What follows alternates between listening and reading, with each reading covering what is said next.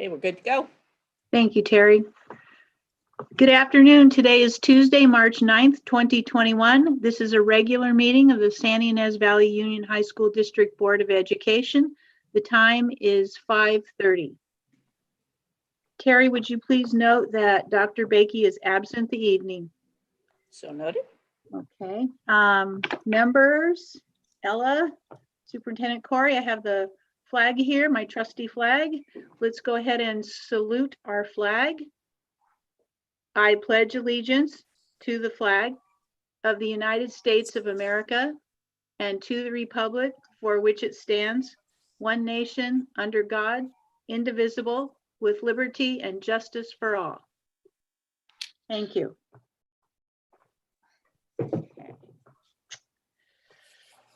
All right. Item number 4, approval of the agenda. Do I have a motion to approve?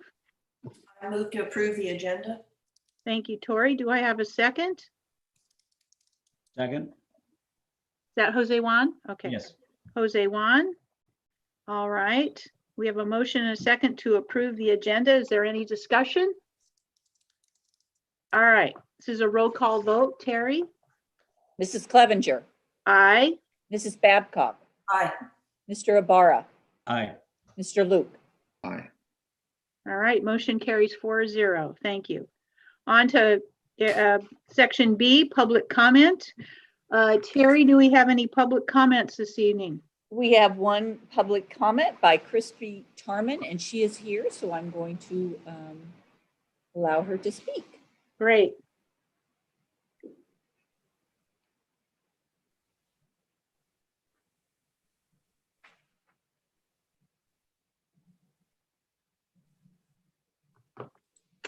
Is Christy there?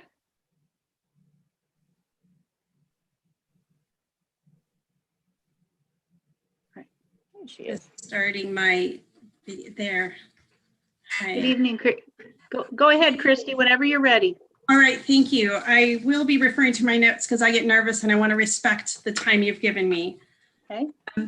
I wanted to speak today to just express my support of the decision to choose the most serious consequence of the censure versus a lesser consequence of a written reprimand or something else in response to board member Bakey's actions that violated policies and bylaws.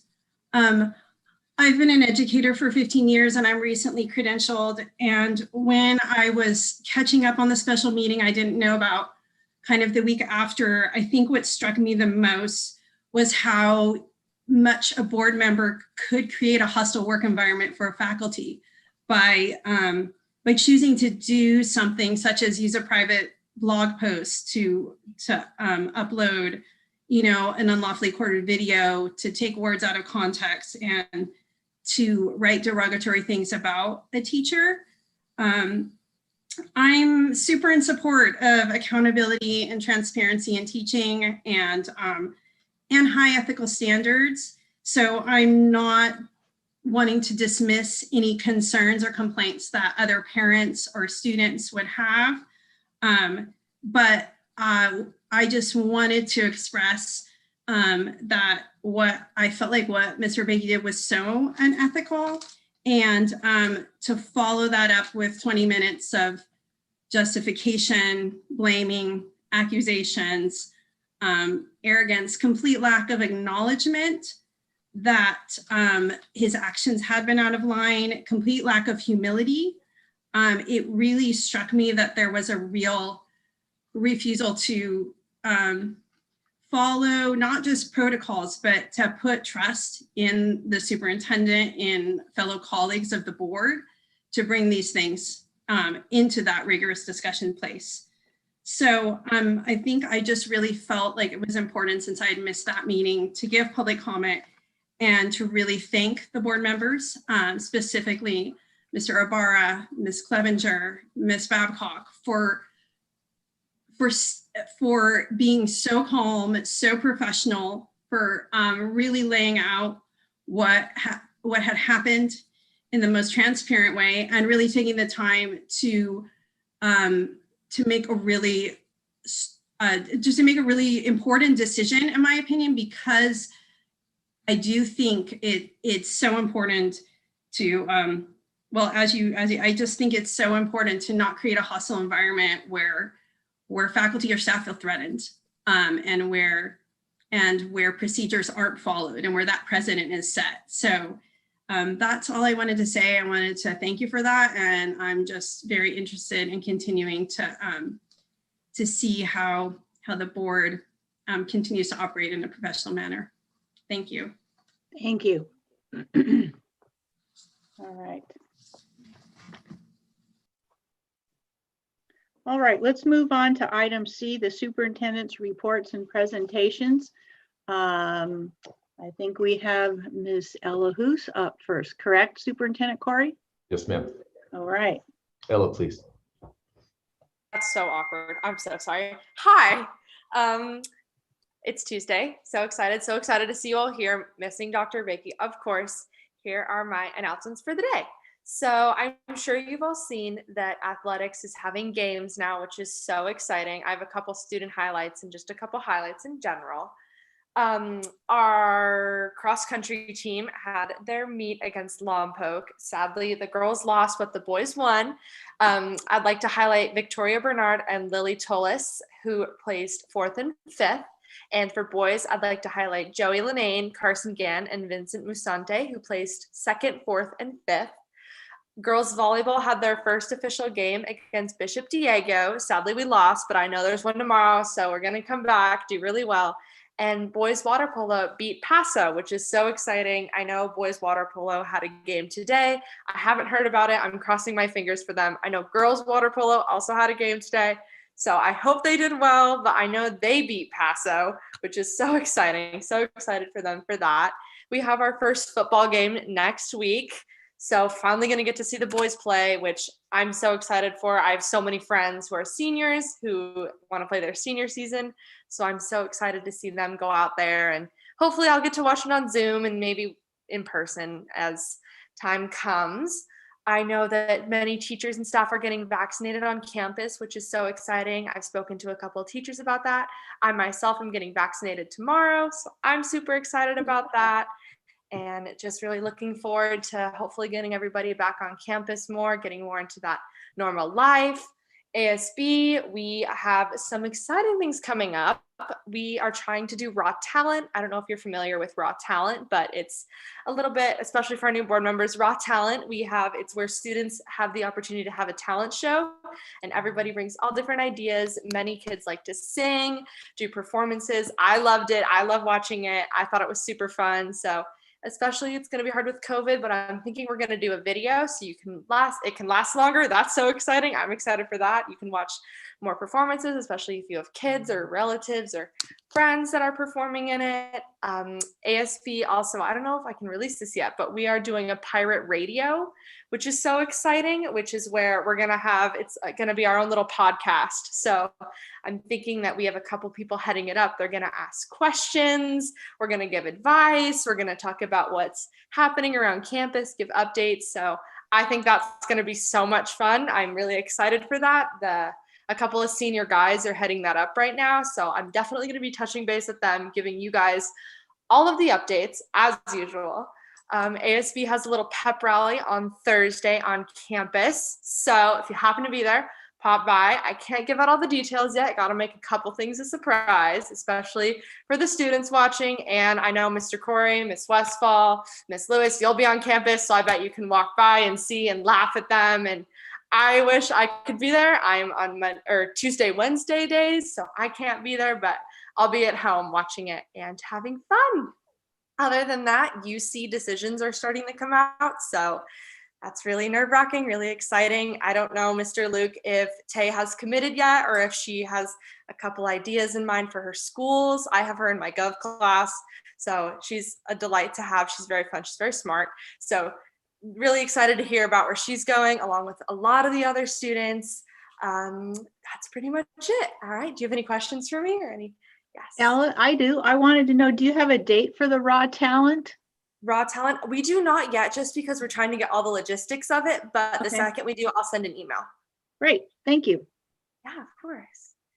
Anybody else? Question for Ella Jose Juan. I just really enjoy your update and your level of energy, and I hope that it fuses into the campus and it spreads throughout the student body, and just sending a message to all of our seniors who are getting ready to graduate, and the last stretch home, the last 10%, as we say, are so important, and just wishing that you will have the absolute best finish. Have fun, enjoy your last high school, days, and be safe out there and have fun. There's lots to celebrate. I know circumstances have made everything very difficult. So let's look at it on the bright side as we can. Keep it up. Cool. Thank you. Thanks, Ella. Yeah, I know my excitement is probably not going to be there. The last meeting I have with you all, I will probably be crying because I'll be very sad to say goodbye and to leave this. But thank you. I appreciate it. I'm excited to give you all updates next month, and don't hesitate to reach out with any emails or anything. And if I hear anything super exciting, I'll make sure to send it all out to you. Thanks. Thank you. Thank you, Ella. Bye. Bye-bye, Ella. Okay, Superintendent Corey. You betcha. So just before I get started, and actually this is appropriate, not even intentional. This is actually today with great. boys water polo playing. And the girls played earlier, was also out there for that. I want to give a huge thanks to all of the coaches that have persevered. We have been conditioning for most of our sports since September in hopes of this day. And to our athletic director, Ashley Coelho, with 72 coaches and all the things that it has taken to do business in this environment athletically, football players out there in full pads today, it is really a moment to celebrate. So I did not want to gloss over that because it really was a huge deal. So that was about, I don't know, maybe an hour ago or so, right out there at the pool. So thanks so much to all of our staff that made things happen, for our athletes and our students that have hung in there with all of these extra requirements. It really makes it extra sweet to see them all out there. So just wanted to share that with you. Okay, we are moving on to the superintendent's report regarding facility prioritization and discussion. So this item would normally be under the discussion portion of the agenda, but out of respect to our guests this evening, and Tara, if you want to start letting them in, that'd be great. I asked Jan if it could be included as part of the superintendent's report. So by way of a short review, last month, the board viewed a presentation about facility prioritization as it pertained to the pool and locker rooms. And also I stated that we can anticipate that we will have approximately $8 million to fund additional facility modernization. So during that discussion last month, another possible project priority surfaced regarding the theater. Several of the board members are actually able to make it on campus for a tour of all three facilities. Thanks for making that time to do so. A reminder that I'm going to ask the board to provide me with direction regarding your priorities by June. Jose Juan and Jan and I had a good conversation last Friday, and Jose Juan mentioned a way to possibly involve the public and our community in the process. Jose Juan, if you wouldn't mind sharing your thoughts later, I'd appreciate that. But would like to welcome our guests. We have Lisa Palmer with us, Kristen Thompson, and Kyle Abello. Thanks so much. They were regulars almost pre-COVID when we were doing all of this, the pool fundraising, the Community Aquatics Foundation, and all of that. So this evening's focus is on the SYHS pool, and in specific, the district's relationship with the San Ynez Valley Community Aquatics Foundation. So prior to COVID, again, our district was deeply involved, that's not a pool joke, and actively so with the foundation in pursuit of funding for a community aquatics complex on the San Ynez High School campus. So we are revisiting that this evening. We have a couple new board members who I'm sure heard a lot about that, but not as in the role as a board member. So representing the foundation, again, Kristen and Lisa, thank you. And then representing Buellton Recreation Center, who's been incredibly supportive of all of this, the director, Kyle Abello, and a former board member as well for our district.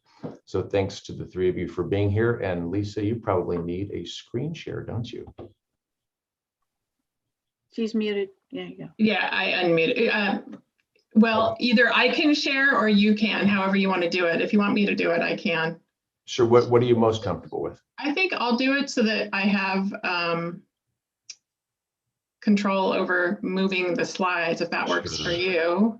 So Terry's if you wanna- working on making you a co-host there. Okay, sounds good. While you're doing that, Terry, I just want to say thanks for the opportunity. I'm going to try and riff off of Ella's enthusiasm and energy here on a Tuesday night. And God willing, my third and final pirate will also be graduating in June here. So And bringing that Lisa, one. you are now a co-host, so feel free to share. Okay, thanks.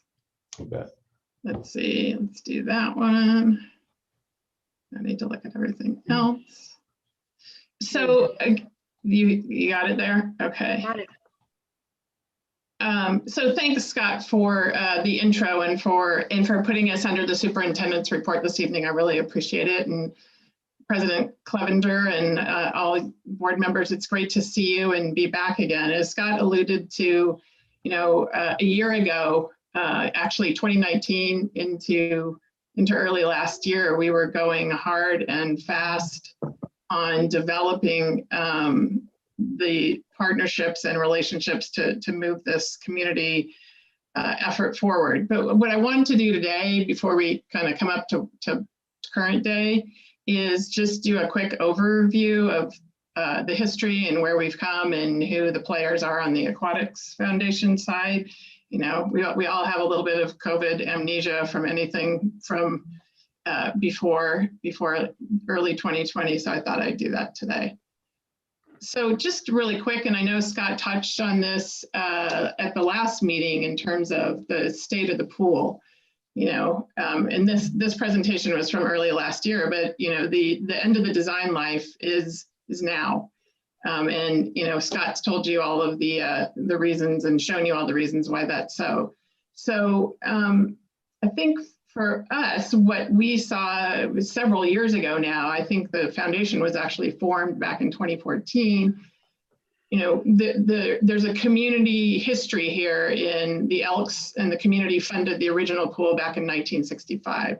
So knowing that we were going to be facing this again, there was a community-based effort interested in helping and helping to come up with a go-forward plan, if you will, and also, quite frankly, figuring out how to leverage what I see as a public asset, which is our high school, potentially for not only the benefit of our students, but for the greater good of the community. And that's where this concurrent use idea comes into play.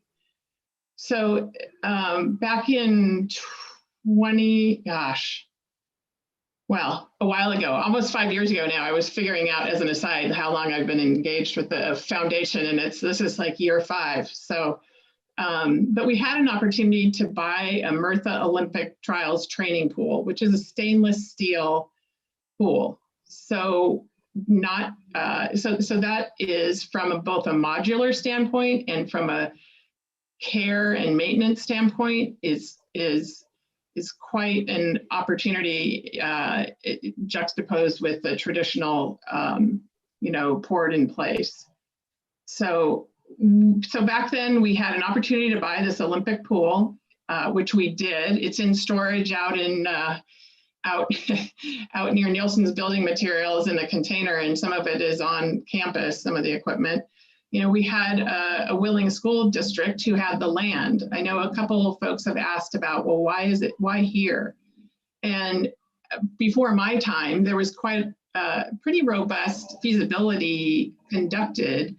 The challenge in the Valley is you take land costs plus building a facility, and the cost is pretty prohibitive if you had to acquire a piece of land. So that's why looking at the high school, not only for the benefit of students and families, but adjacent to the Y, to Golden Village Inn, we've got the school on the other corner. There's a lot of community going on there. So anyway, the foundation was formed, had some early seed money. We raised enough to purchase the pool and have it delivered in 2017. Some of you might remember that being brought into the Valley. So we've had, and then ongoing fundraising after that. So I don't know if you had a chance to look at your packet, and I'm not going to spend a lot of time on this, but as part of our process and looking at some potential grant opportunities, we did a really deep data dive into the need here in the Valley. And you can see that kind of what our demographic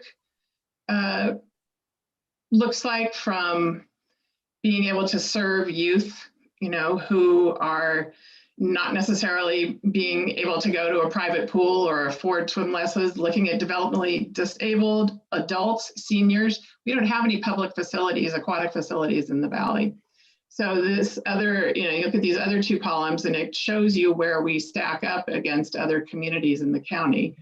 And we don't have any public access, but for the weeks that the high school pool is open during the summer.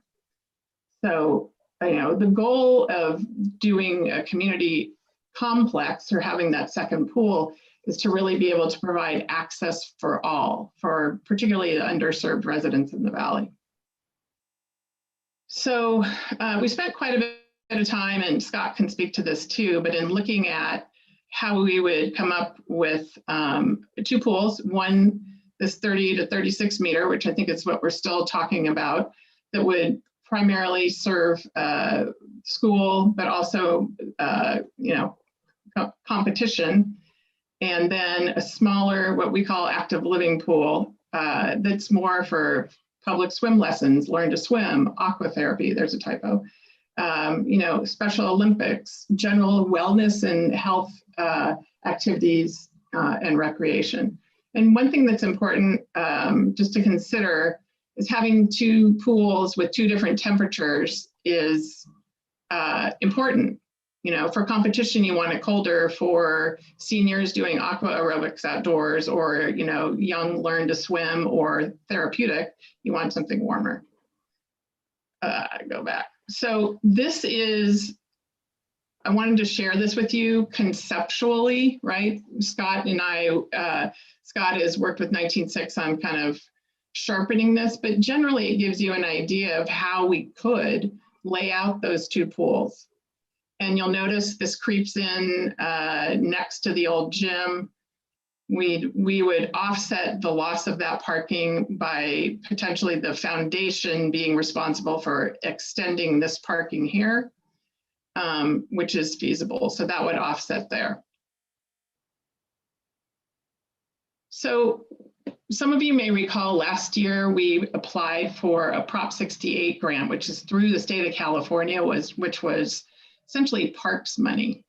And while we were unsuccessful in obtaining that grant, what that process did do for us was really formalize a partnership with the district, the foundation, and the city of Buellton. And the city of Buellton's role would be in the program management of the community portion of the complex. So the high school would have the land, would have the pool for school use. Buellton Rec, because they run rec programs, would be responsible for managing and running the community element. And the foundation brings the nonprofit element, right, from a fundraising standpoint.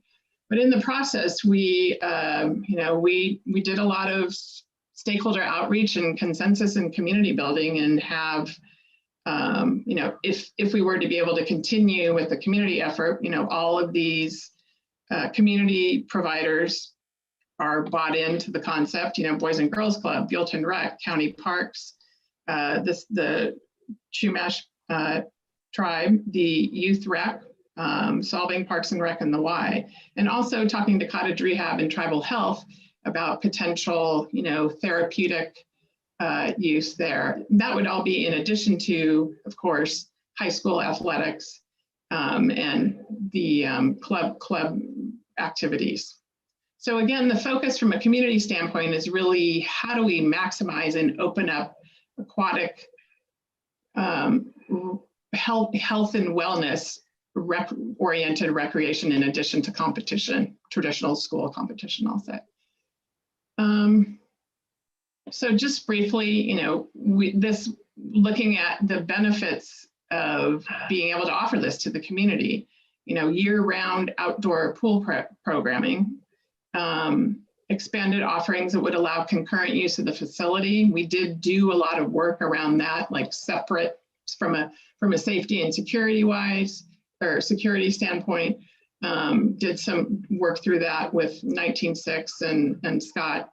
But again, the goal being serving the broadest cross section of our residents here in the Valley. So where are we on fundraising? So the other part that's different than the last time we talked about this is while we were unsuccessful, when we started this effort, the district had no funds to contribute to any portion of the aquatics endeavor, whether that was just to replace the existing pool, much less the community part. So now you find yourselves in a position where you have some decisions to make regarding allocating funds toward the pool.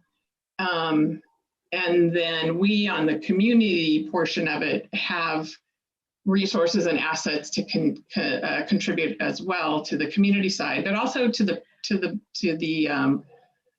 the school pool, if you will, because that Murtha pool modular design, we can break that up and use it for both pools, is the short answer. If you want to know the details, we can talk about that. So what do we have into it today? We've invested in design, engineering, and permitting and fundraising, $300,000. So this total really of what we have available going forward is about 2.6. So we've got donations in the bank. The County of Santa Barbara designated a substantial amount of developer fees to the project. We have an anonymous donor who is still willing to contribute that $1 million. And we have pledges from the tribe and from Youth Rec. From the tribe is 250,000 and Youth Rec is 200. And in the process, we've done a lot of partnership building and creation. We've got, as I mentioned, the city of Buellton, along with Solvang, the county. We have Youth Rec, and again, the tribe have been very instrumental in support and helping us move this forward. And you can see some other local and non-local foundations that have been part of that. So I think, just to summarize here, what we're here to do tonight is, one, answer any questions, but you're going to be faced with making a decision on these facility related fees, or your facility investment, if you will, by June. So we're, as a foundation, looking for feedback as to whether the board is still interested in pursuing a community approach as well, or a community dimension. And if so, how we would do that, whether it would be through coming up with a formal agreement with a superintendent or an ad hoc committee. We did a lot of work through the Prop 68 process. It gave us a pretty good legal structure and agreement for how to do that. But we have these assets. We're excited to hopefully continue to pursue the community element, but that is really, that's a discussion and a decision by your board as far as how we might move that forward, if that's your pleasure. So that's hopefully a high level overview. Certainly happy to answer questions. Kyle and Kristen, I don't know if I missed anything that you want to add or entertain questions from the board. Want to take the screen down? I don't know. Yeah, I will, unless I can always bring it back up if I need to. Sure, great. All right, questions or comments? I have a question, which, and that is, so the Murtha pool, you said it could be used, it could be separated and used as two pools? Correct. So the original configuration as an Olympic warm-up pool was a big L. Uh-huh. And Okay. they're stainless steel panels, right? It's like a big Lego set Yeah. of stainless steel panels. So we have the components that, and because of the size of the pools we're looking at, we have the components needed to essentially make 2 pools. Okay. All right. All right. What was, I was trying to recall that original conversation. All right. Thank Yeah, you. you build 2 pools, not make. Okay. Other questions? I see Jose. Yeah, I do. Thank you, Lisa, for that, and Kyle and Kristen. I love the collaboration and the partnerships and everything that you've done to this day. I'm sure there's been a lot of wonderful feelings around rallying people behind this effort. And I particularly appreciate the accessibility and the intent of the accessibility for local residents, especially underrepresented or folks who don't have access Right. to private and even public spaces that are costly. And so my questions stem more from the bird's eye to understand a little bit more in terms of why the high school, if we're talking about an entire valley. And I wonder what your needs assessment has been in identifying the target population, and why and how you arrive at the San Ynez High School being the best place for it, given findings, right? When I think of access, I think about cost, money. I think about proximity to the target population, and I think about availability. And so I'm interested in learning more about that and how the community has been engaged, the community who you hope will benefit from this particular project, and more of that information, right? And so the other one is, I wonder if you have considered other locations in the valley, and if you have, which locations, based on what you feel the need, or based on your assessment, where the need is in terms of community members that could really benefit from this. Thanks. Yeah, I think I can do a high level on one, and then Kristen, I'm going to ask you to talk about the needs portion based on the Prop 68 process we went through that was very robust. As I mentioned at the beginning, and I wasn't part of the initial analysis, and Kyle or Kristen, maybe you can comment on that, but again, it came down to land acquisition costs. Was from a feasibility standpoint to both purchase the land and then build a facility was upwards of $30 million in that ballpark.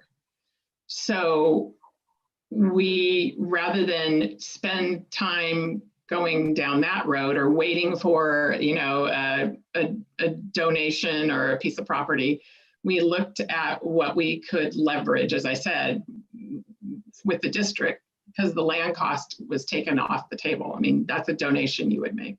So I'd have to go back and find the original, before my time, what due diligence was done on other locations. Kyle, maybe you can speak to that. I can get it for you though. And then Kristen, if you could talk to all the workshops and the outreach we did as part of the Prop 68 process, because it was, while required, rightly so, was very robust in terms of making sure we talked to all of the potential, constituencies and groups of residents that would benefit from a community, a facility like this. So Kristen. Sure, yeah, so thank you. In the Prop 68 process, they required that we held community meetings in various locations throughout the valley. So we held one at the high school, one at the Golden Inn and Village, one at the YMCA, and one at Tribal Health, so that we could actually go to the places where people were to get input on what they would be interested in having. And in that process, we got to hear from, I would say, a good cross-section of the community, and to really understand the need for a public pool year-round. I mean, we're one of the few communities in Santa Barbara County that don't have public pool access throughout the year. I mean, if you look at Lompoc, they've got a huge facility, which is not very accessible to, our population. And one of the things that was really important in the Prop 68 process was that there was public transportation accessible to the site that we were looking at. And so the fact that San Ynez Valley Transit runs right down the 246 corridor was very important to them in the process. The Prop 68 funds were really focused on accessibility.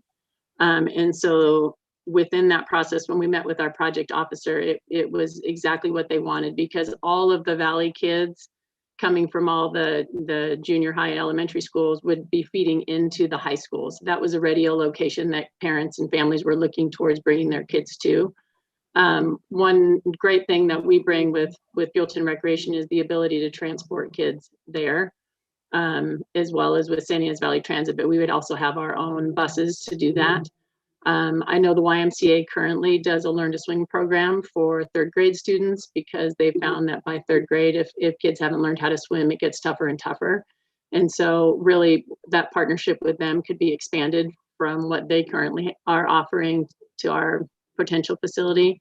So access is really important to us. That's one of the things we really pride ourselves on at Buellton Rec and Solving Rec, is really making things affordable and accessible to everybody. And Mr. Ibarra, I'd like to echo what Kristen said and Lisa.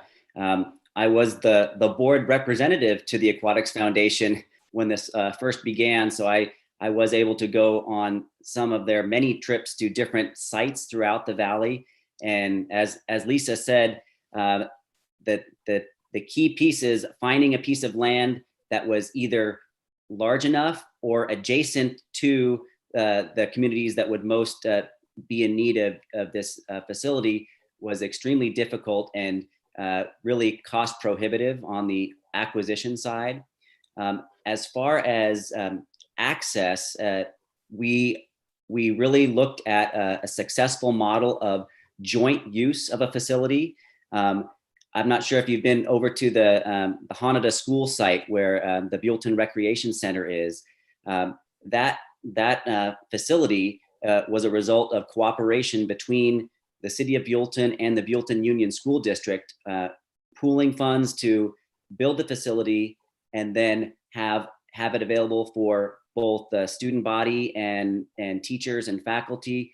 And when they're using it most, during the school day, and having it available for the community in evenings, weekends, and summertime.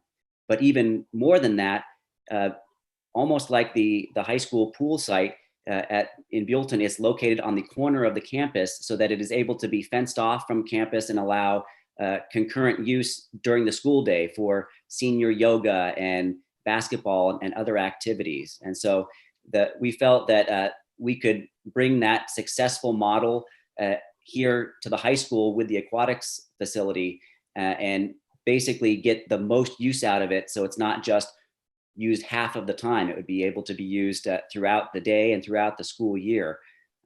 It's been a very successful model for the Buellton Rec Center, and we serve the entire valley. We think about the valley as a whole region, and so we really do pride ourselves on the access to the broadest section of the possible of the community. And so our idea, if the board is favorable towards a community component as we presented, would be to include an ad hoc committee from the city of Buellton to discuss the possibility for that operational programming and scheduling of community access. We do at the gymnasium at the rec center, we do a $1 after school game center for kids after school. I think that would be, when it's not used during practice, that would be something that would be a very accessible for the high school to have after school swim time. Also, we would want to make sure that swim lessons and all of our camp activities that we offer throughout the year would be able to have aquatics and learn to swim programs as part of them, so that we can get as many of our kids and adults able to swim as possible.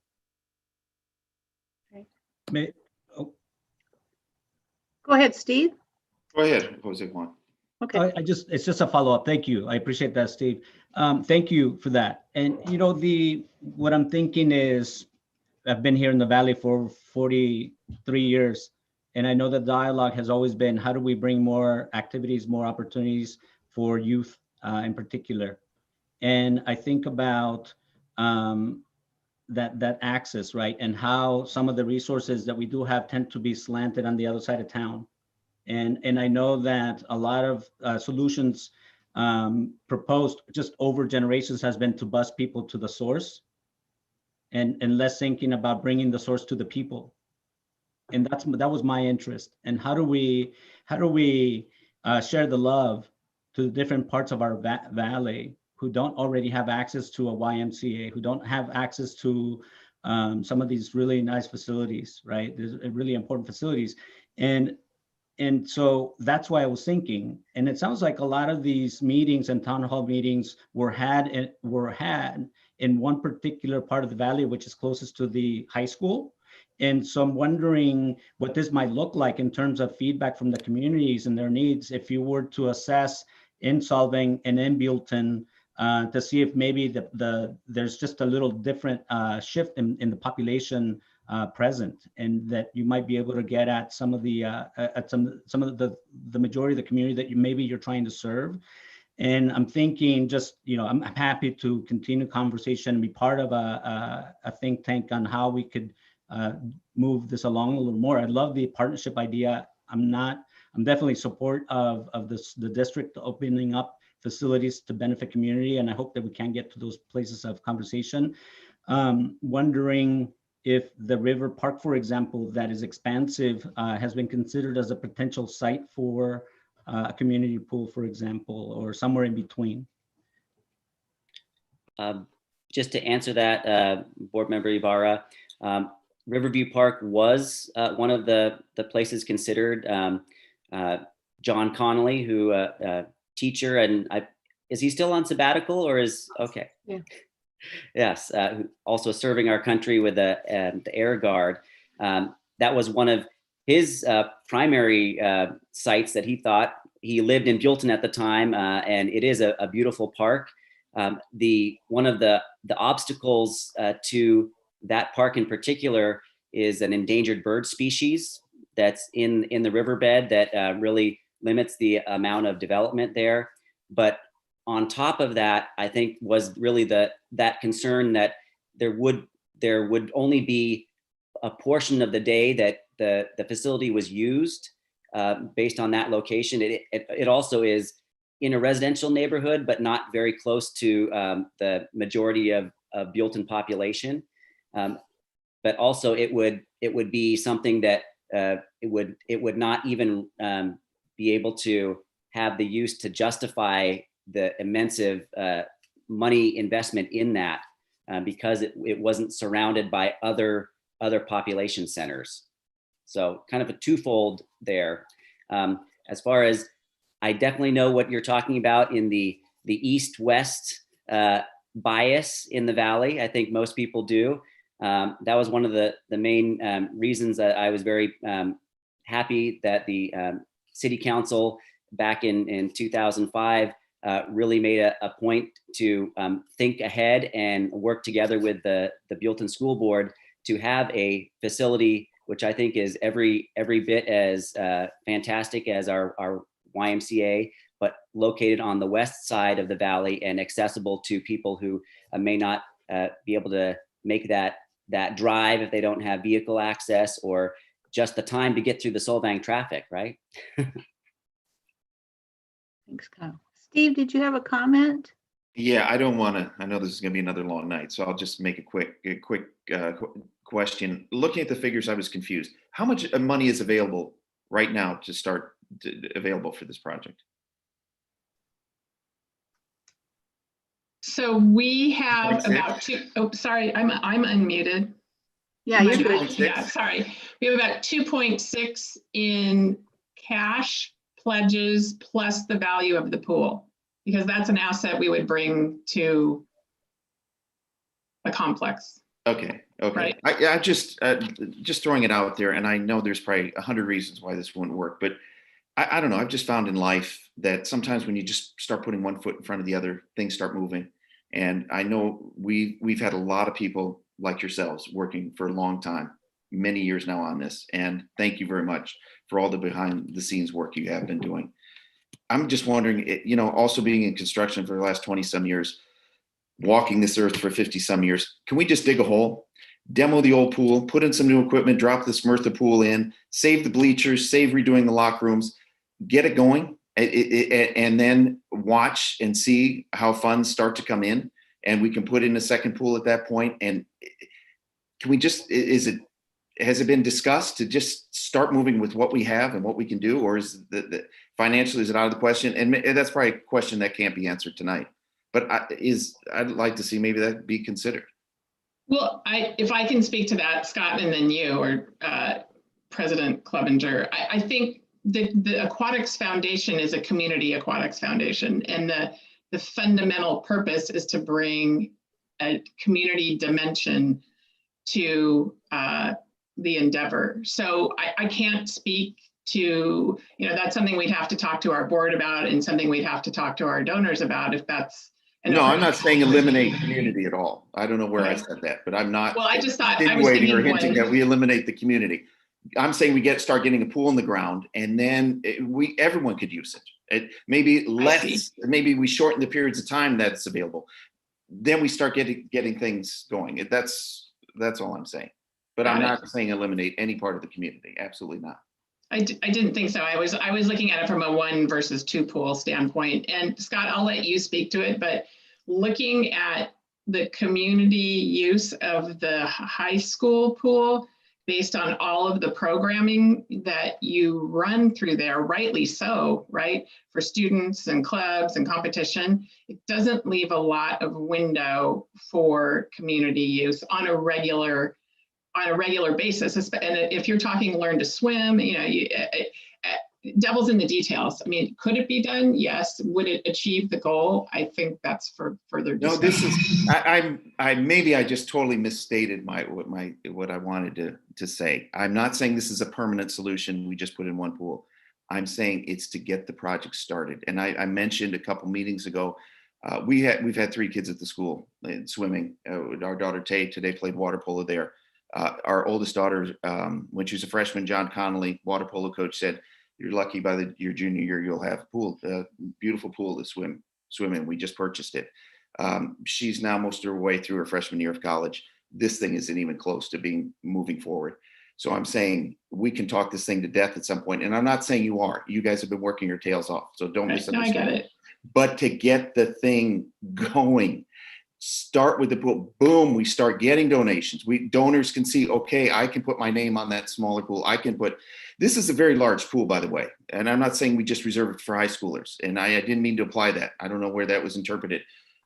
It can be used in the evening. It can be used in the weekends. It can be used in the summers. 2 groups could use the pool. This is such a large pool. 3 groups could use it at the same time. So it's not just a one-dimensional pool, and it would only be temporary to just get it going. But this is probably not the time nor the place to discuss it further. Just kind of wanted to throw that out there. No, and I appreciate that. I mean, you're talking about a phased approach, essentially, right? So I understand that completely. Anyway, I've done my part. If you have more questions, this has been a great discussion. We are always available. You know, if you want more information, Director Ibarra, if you want us to, we can provide the Prop 68, you know, all the research. If you're interested in more data on that, you know, certainly let us know. We're happy to provide it for you, and anything else we can provide for the board, please ask. All right. Oh, thank you, Lisa. Scott? Kyle, you had your hand up there. Sorry. I was just going to say, Mr. Luke, I agree. It's been going on a long time. The foundation has funds and the pool asset. It really depends on the district's investment from the funds you have from the Prop 51 in how quickly this can be done. the existing pool is deteriorating, as you know, and so something's going to have to be done sooner than later. There's a lot of, as you know, from construction, a lot of cost savings by doing them both at the same time, rather than trying to come in years later and dig a second hole and put even older components in. So I hear what you're saying, and I would love to see them both be done at the same time. And it really just depends on what the board's decision is. Thanks, Kyle. Scott? Thank you, Kyle. Sure. This is the first time as a district that we have been in a position financially. We've been leveraging all of our Measure K construction to apply for the Prop 51 funds. And that was a multi-year phasing of construction and multiple applications to get to the point where we are right now. So we are anticipating having $6.4 million in the fall in Prop 51 as a result of 2 separate applications. And it really is a matter of board prioritization as to whether or not that is leveraged for a brand new pool. What happens with that? What happens with the locker rooms? What happens with the theater, which have been the 3 stated priorities for the board to discuss at this point in time. So obviously lots of moving parts. Certainly I support, I've been a long time supporter of a community aquatics facility. The position that we're in right now, and certainly something the board should consider, as Lisa was stating, is that the narrative prior, as she was saying, is that the district didn't have any money. Now they do, and all of a sudden what the foundation has access to is now multiplied in terms of making this happen, if indeed the board decides, hey, we want to leverage our Prop 51 funds for a pool. Their narrative changes dramatically. Tori? Scott, could you tell me, please, what would the total cost of this project be as envisioned with the community, both pools and the decking? And Yeah, so the original cost for both was estimated at $12 million. And Lisa, you can check me on these. That assumed a stick-built building to do some things with changing rooms and bathrooms and an office and all those kinds of things. $12 million is that? I'm sorry, did I hear you correctly? 12 million, yes. The estimated cost for the pool that is under, if we were to replace, my recommendation would be a 36-meter pool. That cost on that would be between $6 and $6.5 million, depending on when construction is started. As far as simultaneous use by the public and students, that is something we would not be allowed to do during the school day, and the majority of the use would be a similar use cycle as it is right now with the existing pool, where some things occur in the evenings, and certainly the summer swims and those sorts of things. But we would, if there's going to be 5-day-a-week community use, and it was going to be a community aquatics facility, that would necessitate a second pool. And one more question, if I may, and I don't know if you can answer this or Kyle. How much would, let's see. I love the idea of the 2 pools and what it will do for the community. I think it's fabulous. My husband and I have supported it. I'm curious as to if we were to go with the 36-meter pool, would the San Ynez Valley Aquatic Association help us with that, or is the support just for the entire community project? I don't know if Kyle could answer that, or Lisa wanted. Well, I think, as I said before, that's kind of a philosophical question we'd have to take back to our board and to our stakeholders, our investors, if you will, because that's a different premise than, we started with. Doesn't mean it can't change, but that would require some conversation, right? Like, are you willing to put it into a single pool? It would require conversation, and then really having some understanding of what that community participation or availability may or may not be, and then go from there. Okay, thank you, Lisa. I appreciate that clarification. Certainly, if I could, and maybe Kyle, you're going to say the same thing. I mean, the Mirtha pool is an asset, right? you should have from the foundation. I can't imagine there's a board, again, I can't speak for the board. We haven't talked about it, but that's an asset that we would provide you for that portion of the pool, I imagine. So, that's, for that size of a pool, that's probably $500,000 value. That's still estimated at $1 million value even today. Right. And I just like to clarify that figure of $12 million was the original grand aquatics complex plan that had stick-built bathhouse, larger, actually more lanes in the community pool, and even more in the larger school pool. Based on our the most up-to-date estimates from 1906 architects, I believe, and Lisa, you probably can correct me, I believe the community pool piece, which is fewer lanes and a little bit smaller, was approximately $2 million for the pool plus other accessory buildings, right?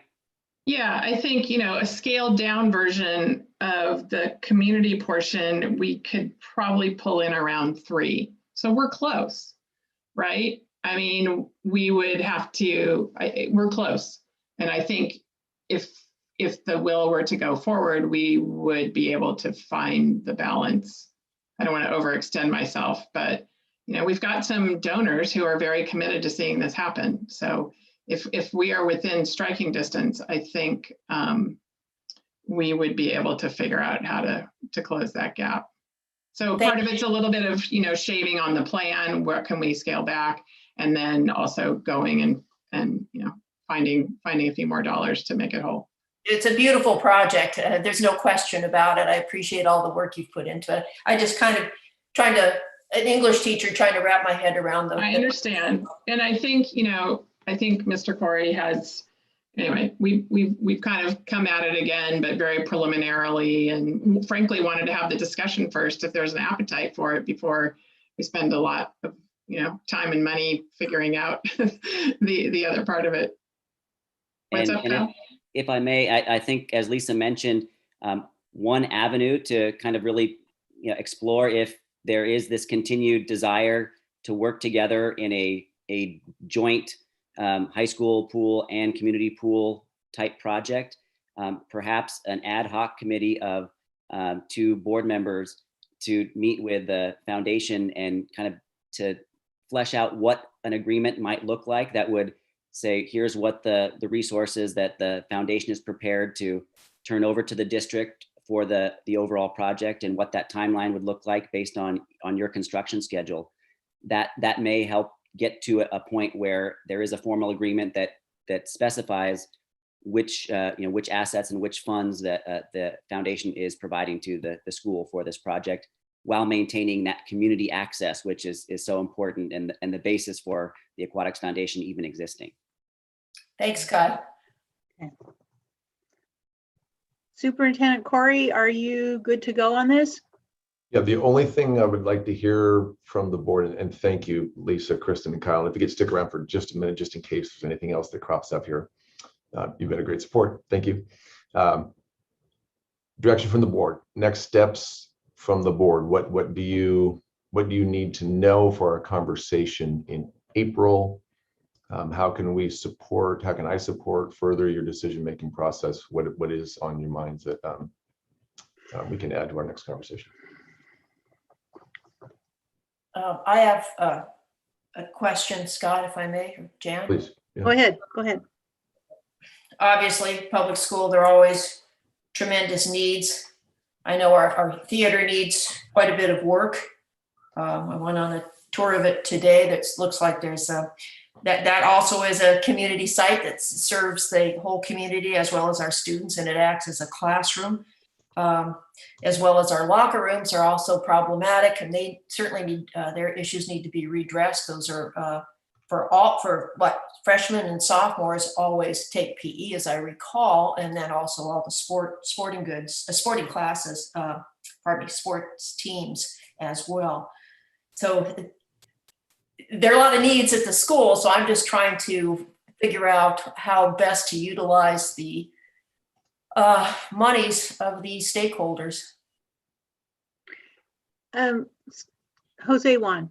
Yeah, I do agree. The needs of the district are our priority, and yes, the pool needs to be redone, and yes, the theater, and yes, the locker room. What would be really helpful to me, Lisa, Kyle, and Kristen, is to learn more and perhaps update the needs assessment that encompasses Buellton and Solvang as communities, and see what they have to say about it. And hopefully, maybe through that, more support will emerge of folks who really would like to see a complex in that part of the valley, somewhere in between. That could be really helpful. And it's a win-win, right? Regardless, whether it happens in somewhere between Buellton and Solvang or Santa Ynez, or whether it happens on the premises of the school district, it's a win-win because it's a community-based effort. What's really important here is that the people that we're trying to serve get served. Our valley is wide. I just want to make sure that we didn't oversee a population who may not even be aware of the effort. And I know this has been going on for years, so maybe updating that, and then also updating the cost of what it would look like. Then that would be really helpful for me to contribute to decision making. And Scott, for you, I think it would be really important for us as a board, independent from the community partnership with the aquatic complex, is to learn what hard dollars are going to take to replace the pool, which needs to be replaced for the use of the district, and the locker rooms and the theater. That would be very helpful. Thank you. Excuse me. Could I get a clarification on the needs assessment? Are you asking about what types of programs people would be most interested in, or looking at still at an alternative site? Just so I'm clear on the request. I think it's both, right? I think it's about what's going to serve the needs of the community that we're trying to target through the effort. Okay. And so if it means a different site, it means a different site. I think that's a really important part of the process. And I think if you don't mind, if I take a moment just to explain that. So the Valley's done a really great job about with recreation to not draw lines, boundaries, and distinctions. But when you look at the funding lines for recreation, you have the city of Buellton, the city of Solvang, and the unincorporated part of the Valley. And so each of the two cities have approximate population of 5,000. And then the county has, the additional 10 to 12,000 or so.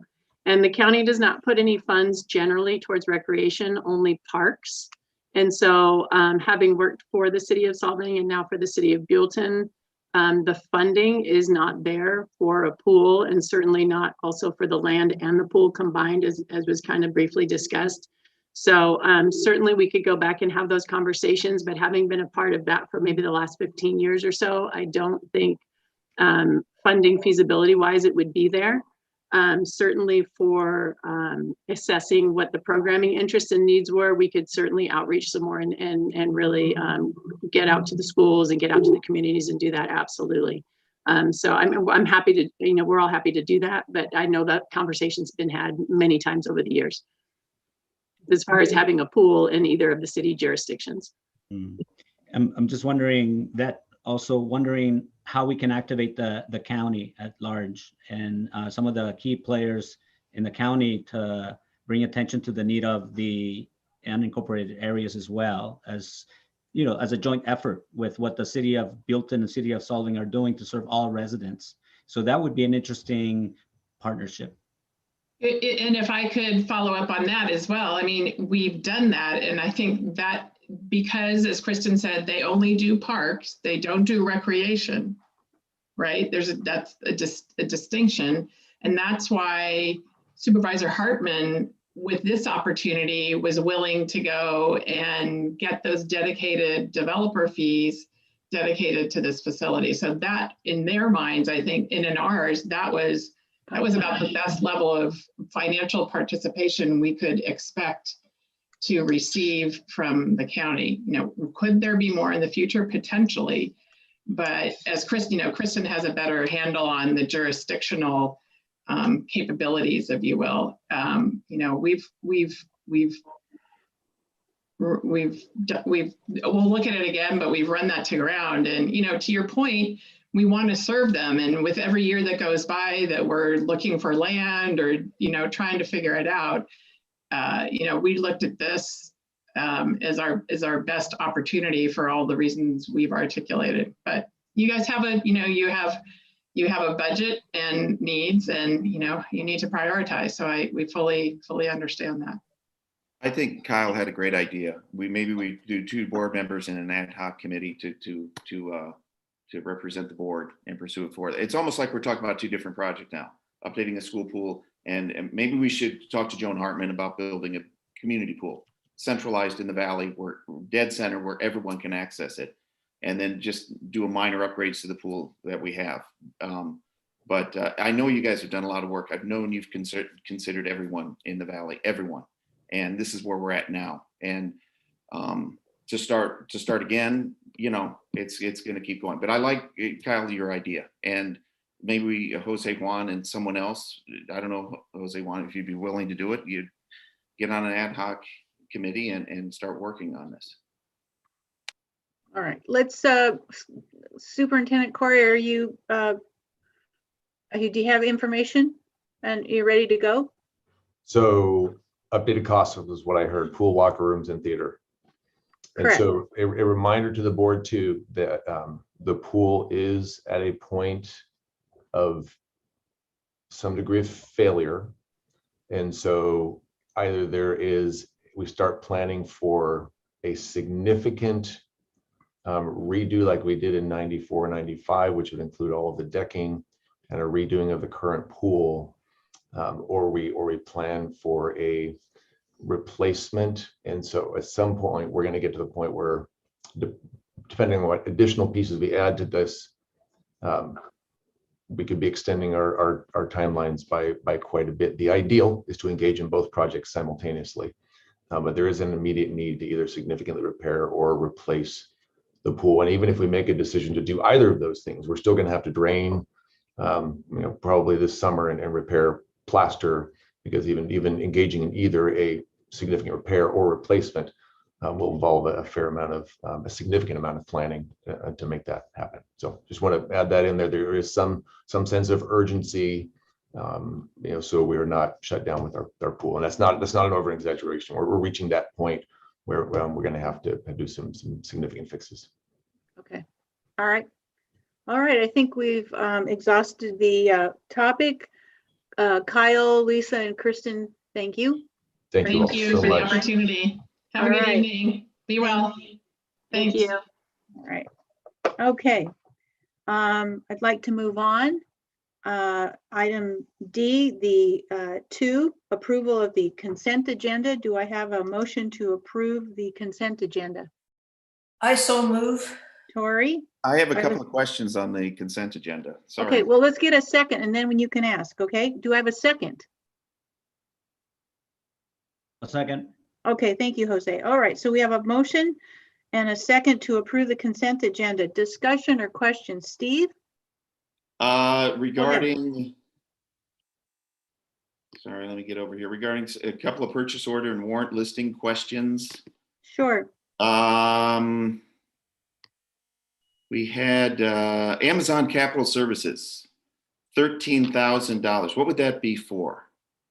So we are undergoing a purchase of several distance learning teaching stations that encompasses sound bars as well as television screens and portable carts that these devices go on. So we have a variety of cords and carts and screens and things for the distance learning set up in the classrooms.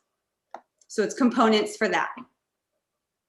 Okay, and when we're done with distance learning, they will still be used in the classroom. So they're basically mobile displays. So in the years of old where we had, the roll around TV carts and those types of things, these are mobile technological advanced mobile display carts and such. Okay, so they don't go in mothballs, they'll be used in perpetuity. Excellent. Okay, February 16th, Andre Morris and Buttery, $5,600. What was that for? Is this a warrant or a purchase order? Let me see. Andre Morrison Buttery. I have to look and see what it says. Sounds like, That is the firm that conducted the investigation regarding our process with okay, complaint from the employee. and I don't know. All right, Lozano Smith, $25,000. How much of that, what did that entail? So when you're looking at purchase orders, those are a bulk amount. So I believe that the Lozano Smith, I believe the Lozano Smith is a purchase order. It doesn't mean that was spent. It means that's the not to exceed amount.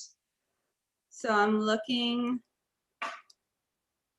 that's not on purchase orders, is it? Lozano Smith. I just typed them out to consolidate and I did not distinguish. One moment, let me take a quick look at warrant listings and see if it's in there. Going down, you said it's 25,000 or 2,500? 25,000. Lozano Smith. Give me 1 second, I'll pull it up. It's legal fees, I can tell you that right now. I just have to figure out what. Yeah, I just want to know is that just a draw that they make per year, or is this? No, it's based on invoices. They invoice us monthly, but they are often slow, so it may be several months at a time. Could you get back to us? We don't have to hold it up now. Could you get back to the board members and let us know what that 25, that's a substantial amount. Yes, check number 1016414. Yes, I will let you know what that one is for. Okay. Thank you, Alicia. A couple ahead, more. Corinne Loskett Consulting, 5,600. So Corinne Loskett Consultants are the ones that handle the application process for the Prop 51 applications. So they're handling the Prop 51 application as well as the applications for the cafeteria development. So that's all the application process and their consulting fees regarding what they do with the paperwork and getting us in line and getting us ready to draw down those funds. Okay, so that's something we're doing in-house. That's something we're contracting outside of. So there's a combination of those. So we provide all the material and I work in concert with them, as does Alicia. They provide all of the application services and working with Office of Public School Construction, Department of Industrial Relations, CDE, Division of the State Architect. They do facilitate navigating those agencies at the state level for our applications. Okay, Alicia, is it hard to determine how much we pay in consulting fees a year? Do we have modern enough accounting computer software that we can determine that? Yes, it takes a little bit of going through because the code that they're under encompasses both consultants and services. But I do have a list of things that I can get to you if you want specific date range, or what are you looking for? Yeah, actually, I asked our superintendent, Scott Corey, a couple of weeks ago to if you could let us know for the last 36 months, 3 years, what we've paid out per year in consulting fees. Anything over just $500 or more. Never heard back. So if you could do that, that would be awesome. I appreciate it. I know you're busy. Everyone's busy. So right. So I do receive those. I'll let you know that we're working on those. She got those to me just this week, and I'm compiling that with all of your other questions. But she has provided me with answers to those and got those to me just a couple of days ago. So it is in process. Great. Great. Okay. Thank you. And the last thing was DLL Finance. There's two. February 16th, February 19th, $4,300 each. What's DLL? February 16th and February 19th. DLL. I believe that is our new lease financing for the copy machines, but I have to double check on that for you. So DLL Finance. Thanks, Alicia. Of course. I'm sorry, Jan. I'm sorry. One more. This is important to me, and I think a lot of people are interested in this. Robles Roofing, one for almost $12,000, one for $4,200. Was all the roofing covered in the bond, or not necessarily? This is stuff above and beyond. So that's an interesting question. Roofing is covered under the bond under maintenance and type of stuff that's covered, but we did not have the bond pay for all the roofing. So we did the roofing on the A building. We did roofing on, Scott, help me here. I think it was the Yeah, so there were significant scopes of replacement of roofs on numerous buildings on campus. Some of those that you see there are related to maintenance on roofs that were not replaced, and those were not covered under Measure K. So we did contract out for those. Okay. And I Great. believe that is the tarring of the portable buildings, the maintenance tarring of the portable buildings, if I remember correctly, which is what I think that was. Okay. Thank you. Great. Mhm. Good questions. Good questions. Thank you. All right. Any other questions under consent agenda? Okay, we have a motion and a second to approve the consent agenda. It's a roll call vote. Terry? Clevenger, Aye. Mrs. Babcock, Aye. Mr. Luke, Aye. Mr. Ibarra. Aye. All right, motion carries 4-0. Thank you, everyone. Let's go on to item H, the action agenda. Number 2, math textbook adoption, and Superintendent Corey. You're muted. I just got kicked out of board docs for some reason. I can't go back into my other screen. So hold on, I'm gonna have to. Okay, sure. Thanks, Um, everybody. We do have 2 guests. Terry, if you wouldn't mind letting them in, that'd be great. Okay, so I'll have to work this another way here. So regarding the textbook adoptions, so we have been working with the board on this and we've concluded our process for textbook adoption. And we are now at a point where we are ready to proceed. You will see a not to exceed amount listed there. And I believe that number, again, I just got the agenda, I don't have the number, but I believe it was $97,000. And we anticipate, and our preference is to actually acquire ebooks. We are working on, and there's a little bit more on that with the board in just a bit, about one-to-one devices for all of our students next year. We're currently almost at that point. Our preference would be to go with the ebooks. And so we would be able to eliminate quite a bit of a cost associated with purchasing the hardbound copies, which are at $100 a piece, including supplemental materials and classroom sets available to each of the teachers teaching those subjects. So again, this is for Algebra 1, Geometry, and Algebra 2. And so I'm recommending that the board approve that not to exceed amount for those math textbooks. Are there any questions?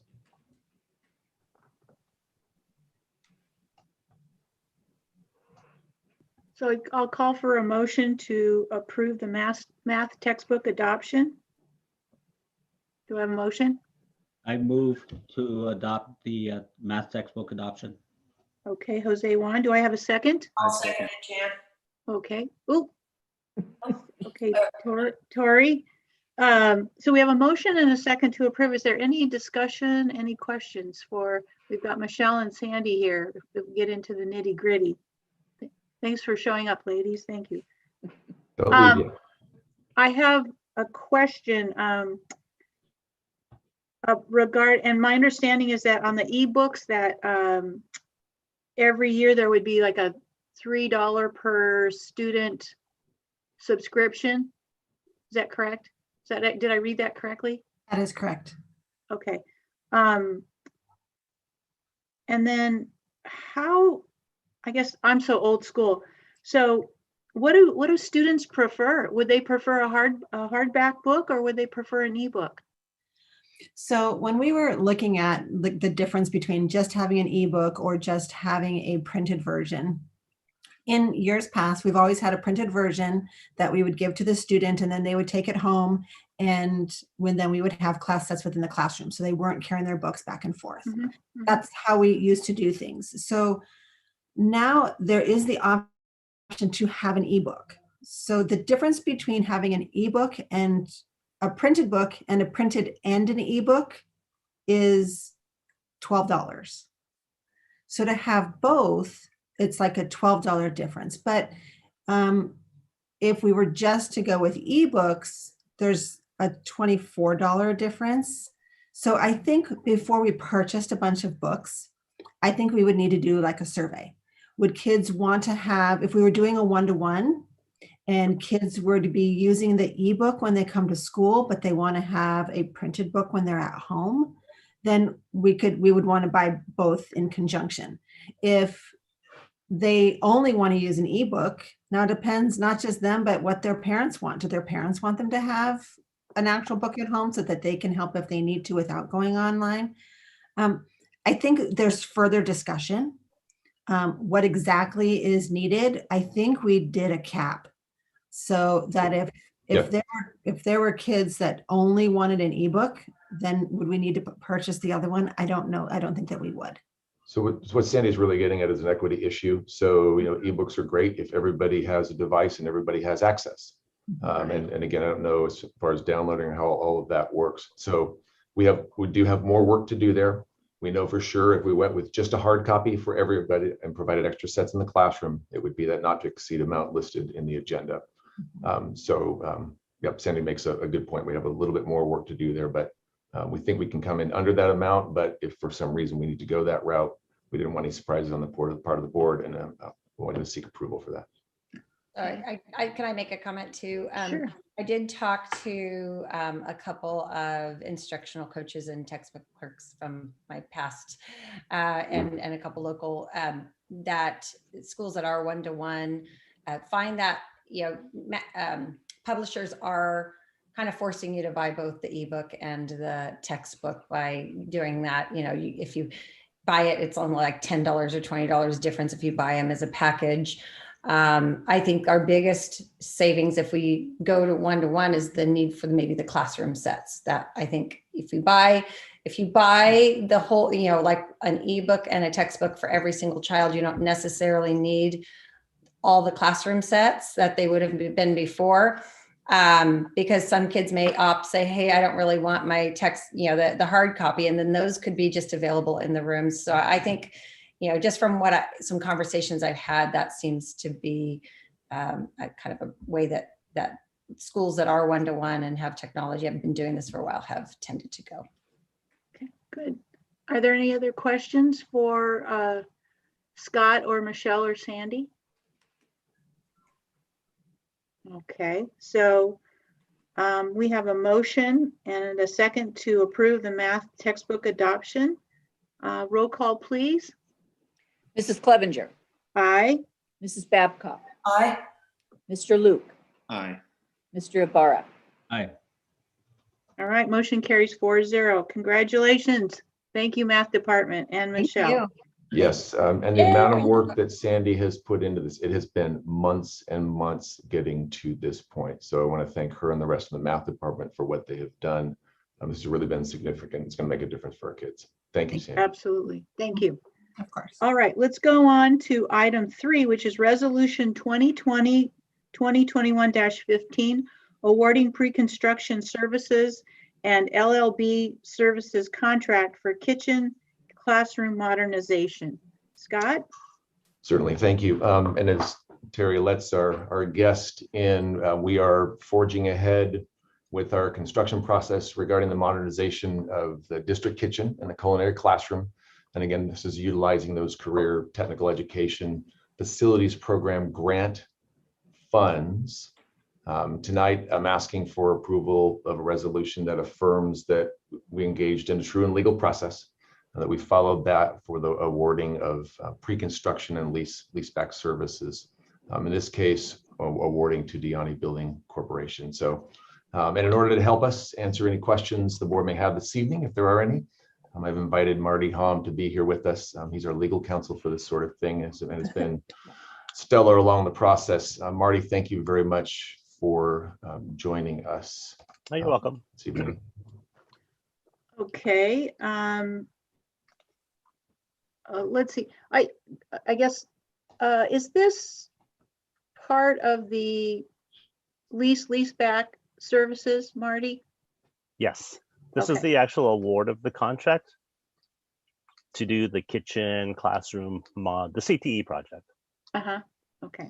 Marty, The if you only, could, I'm sorry, go ahead. the only thing in the agenda that you saw is you don't have a price yet. Right. So what you're doing is awarding it to the contractor who basically, I wasn't part of the scoring, came up with the best value. Basically the highest score based on the rubric that we had in the RFP. You get them on, they'll do their pre-construction services, go off, get their subcontractors, which they actually have to bid or award on the best value, and then they'll give you the guaranteed maximum price, which you'll see probably in 6 to 8 weeks.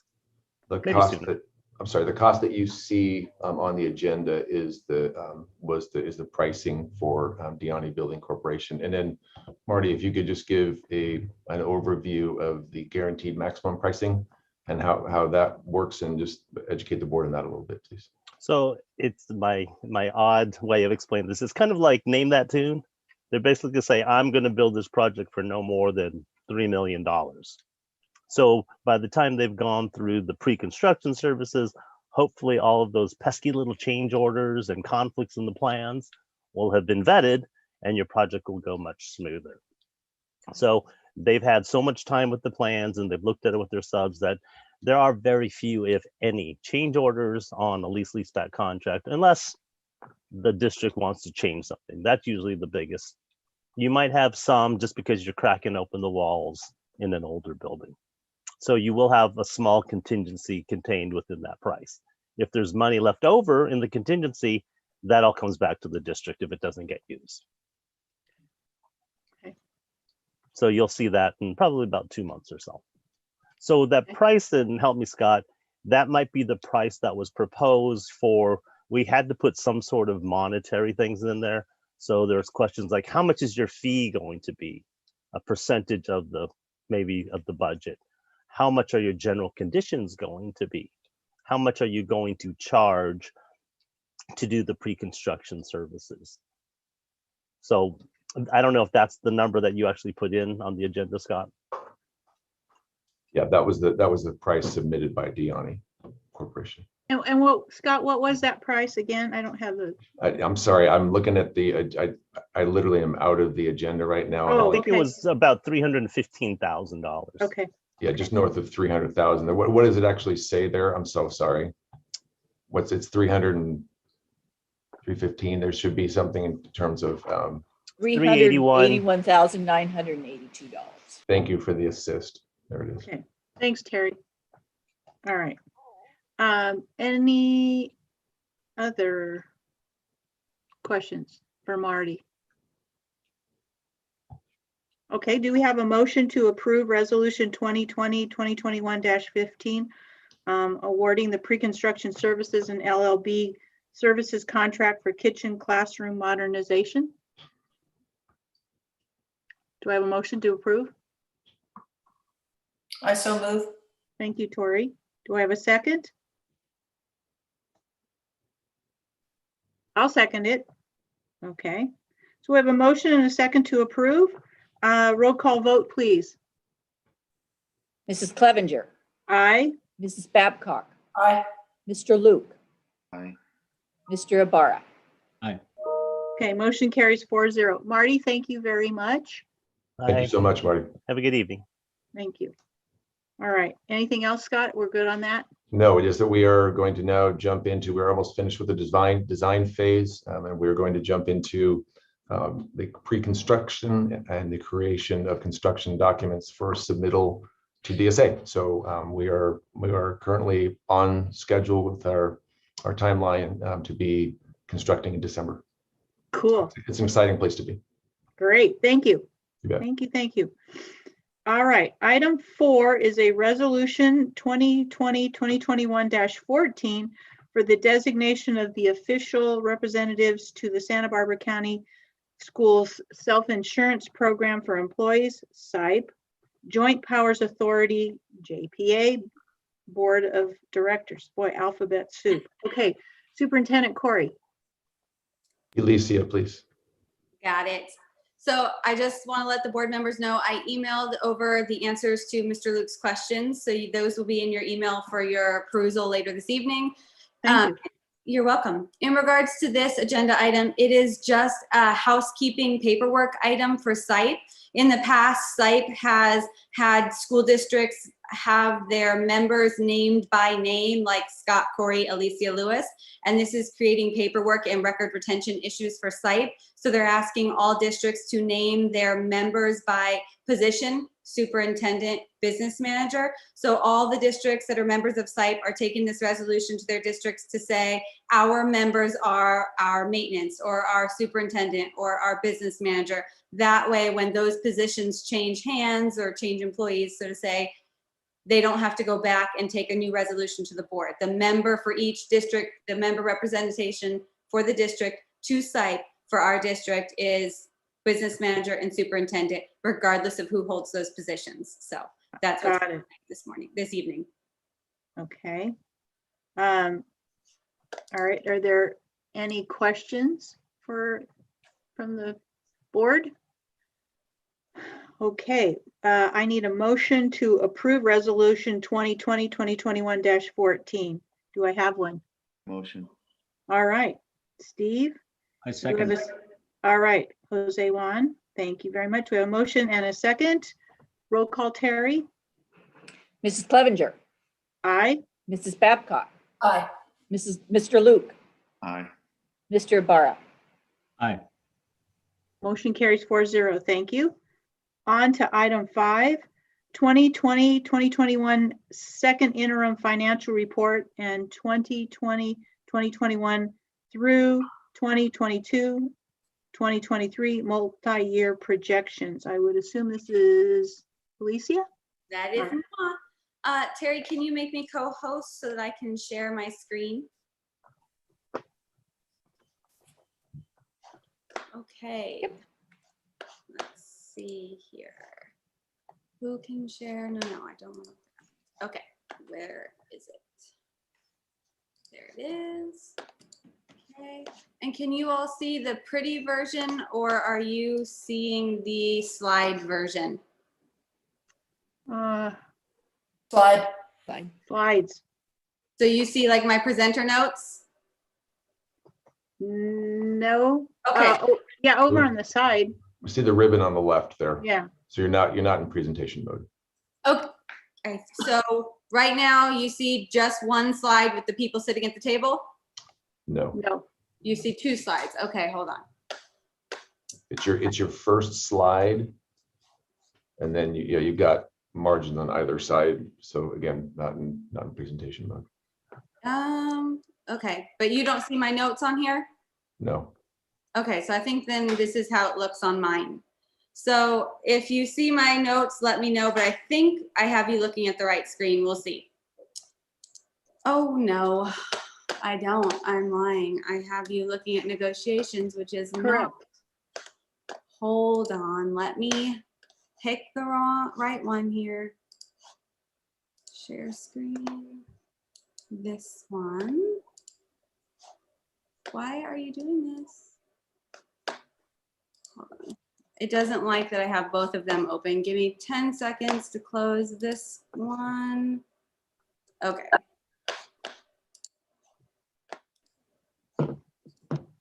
Now, do you see something that says second interim?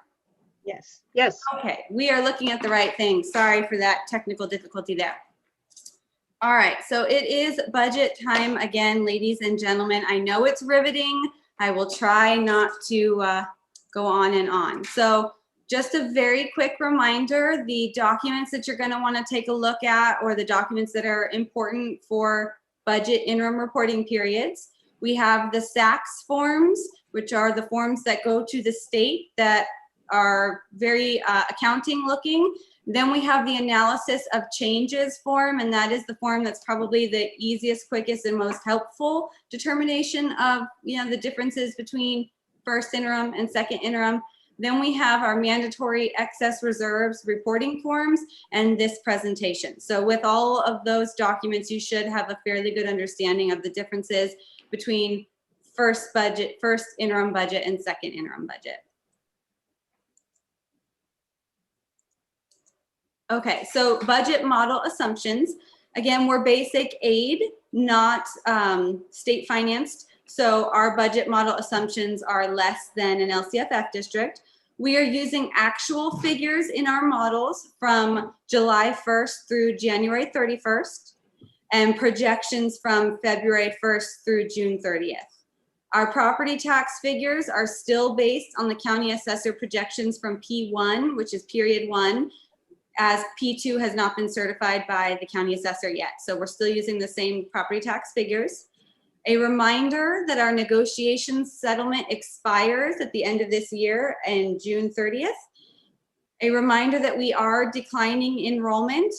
For us as a basic aid district, that is not a catastrophe. And in our district, we do sort of have a historical cycle where we kind of hover up and down between these numbers. So it's not out of the ordinary either. And we do maintain our $3 million static minimum fund balance policy by board resolution. So going into the budget model, these were the assumptions that were used to create the model. So we'll start by looking at our revenue, and we're going to look at both the unrestricted and the restricted revenue combined. We'll start with our LCFF sources, which is, for us in layman's terms, our property taxes. There's been no change in the projection of property taxes from first interim to second interim. Our federal revenue has also stayed the same. State revenue has decreased quite minimally based on the certified P1 apportionment schedules given to the state. Other local revenue has increased due to the receipt of an unexpected grant for a parenting conference, as well as the inclusion of the PSAT testing fees that were collected. At the time of first interim, we did not think we would be able to hold the PSATs, so the revenues and expenditures related to administering the PSAT was removed. They have been, put back in for second interim because we were able to host the PSATs, as well as some obligation payments from students and refunds from vendors, making the local revenue increase by $20,869. We have a total revenue increase of $18,125, which for our budget is really negligent. So overall revenue is steady. Looking at expenditure. Lisa, did you mean negligible? Yep, that's exactly Gotcha. right. Sorry, the attorney brain comes out and, Double checking. that is what I meant. Thank you for that. Certainly. So moving on to expenditures, same thing here. We're looking at both unrestricted and restricted expenditures combined. We will start with certificated salaries. You'll notice an increase of 118,000 and some change. This is a result of hiring 2 temporary teachers to cover teachers that are on FMLA leave, as well as various extra days and extra hours and those types of things. But the majority is the additional 2 temporary teachers. Moving on to classified salaries, we have an increase of 55,669. This is a result of hiring a classified locker room attendant, as well as overtime for various departments. And when you have an increase in salaries, you always have a corresponding increase in benefits, and that is what you see going on here. Looking at books and supplies, or materials and supplies, depending on how you like to classify it, a increase of 16,660 is a result of an increase in PPE budget, sanitization items, as well as some leftover distance learning tech and devices for new staff members. Looking at our services expenditures increased $356,000. 300 of this is for architectural fees related to the cafeteria classroom renovations, which will be reimbursed with the receipt of the Prop 51 funds. We had to get the POs approved and get moving with the architectural fees. So they do show up in our budget now as an expenditure, but they will be reimbursed by the Prop 51 funds when they arrive. So it does look like an exorbitant increase, but it is something that will be washed away when the Prop 51 funds get here. We also have a small increase in attorneys' fees budget and an increase in services related to addressing rust and leaks in our portable buildings for about $35,000, as well as the parenting grant expenditures of about $5,000 that are a direct result of the unexpected grant in revenue that we received of that same amount. So we received the revenue and the expenditure, so they do wash each other out, but it still increases the expenditures in that category. Looking at capital outlay, you see an increase of $54,825. This is the result of the security fencing contract that was approved not last board meeting, I think, but 2 board meetings ago. So that's the security fencing that you see there. Other outgoes stayed the same. That is our budget for our San Ynez Valley Special Education Consortium. At this time, we believe we will come in ending the year slightly under budget, so no changes have been made to those projections. No changes in indirect costs, and an overall increase in expenditures of $719,759. Looking at the general fund balance, we had a beginning fund balance change of 0 as we were using the same numbers at first interim as second interim, so that didn't change. The deficit has increased $696,834. This is the direct result of that $300,000 for the architectural fees and all the other fees and services and such, the expenditures we just went over. So yes, the deficit did increase, but it's slightly misleading as the deficit doesn't take into account that these are one-time expenditures that we are knowingly making, and also a large one-time expenditure that is going to be reimbursed. But if you have to classify it, you know, accounting wise, it still is considered a deficit. It still needs to be discussed as such, but it is one-time in nature for the most part. And it is, you know, part of it is going to be reimbursed. So our ending fund balance, as you notice, has decreased by the same amount as the deficit, which is to be expected. Our board required reserve of $3 million has stayed the same. No changes being requested by the board to be made to that. Our excess ending fund balance has also decreased by the amount of the additional deficit. So all that ties out. Looking at our, so when we do the budget, we not only do the budget for our current fiscal year, which is what we just discussed, but we also have to include in that budget a preliminary budget for 2 years out. So what those 2 years out, those are called our multi-year projections. So looking at our multi-year projections, these are the pillars that are in those projections. We have changed our property tax increase from a 1 or 1.5% increase at first interim to a 2% increase. It looks like we will be able to maintain the 2%. So we're trying to get as close to what it will actually be as possible. So we feel comfortable enough to increase that at this time. All one-time revenue and expenditures related to the CARES Fund and, you know, pandemic assistance and grant funds have all been removed, as well as the expenditures associated with any of those revenues. Again, there are no budget additions in the multi-year projections for salary or benefit increases. Our collective bargaining agreement expires this fiscal year. So when you look at the multi-year projections and you see decreases in expenditures for certificated and classified salaries as well as benefits, it's because these one-time monies that have been here this year are removed and nothing has been projected for the out years because we're still in negotiations. So just know that those figures are accurate as of what we know right now, but we also know that our collective bargaining is going to affect those and is going to result in an increased expenditure. So just take that into account when you look at the reduction in the deficit and, you know, where our expenditures are looking in the out years. Alicia, Jan here. Shouldn't that say expires June 2021?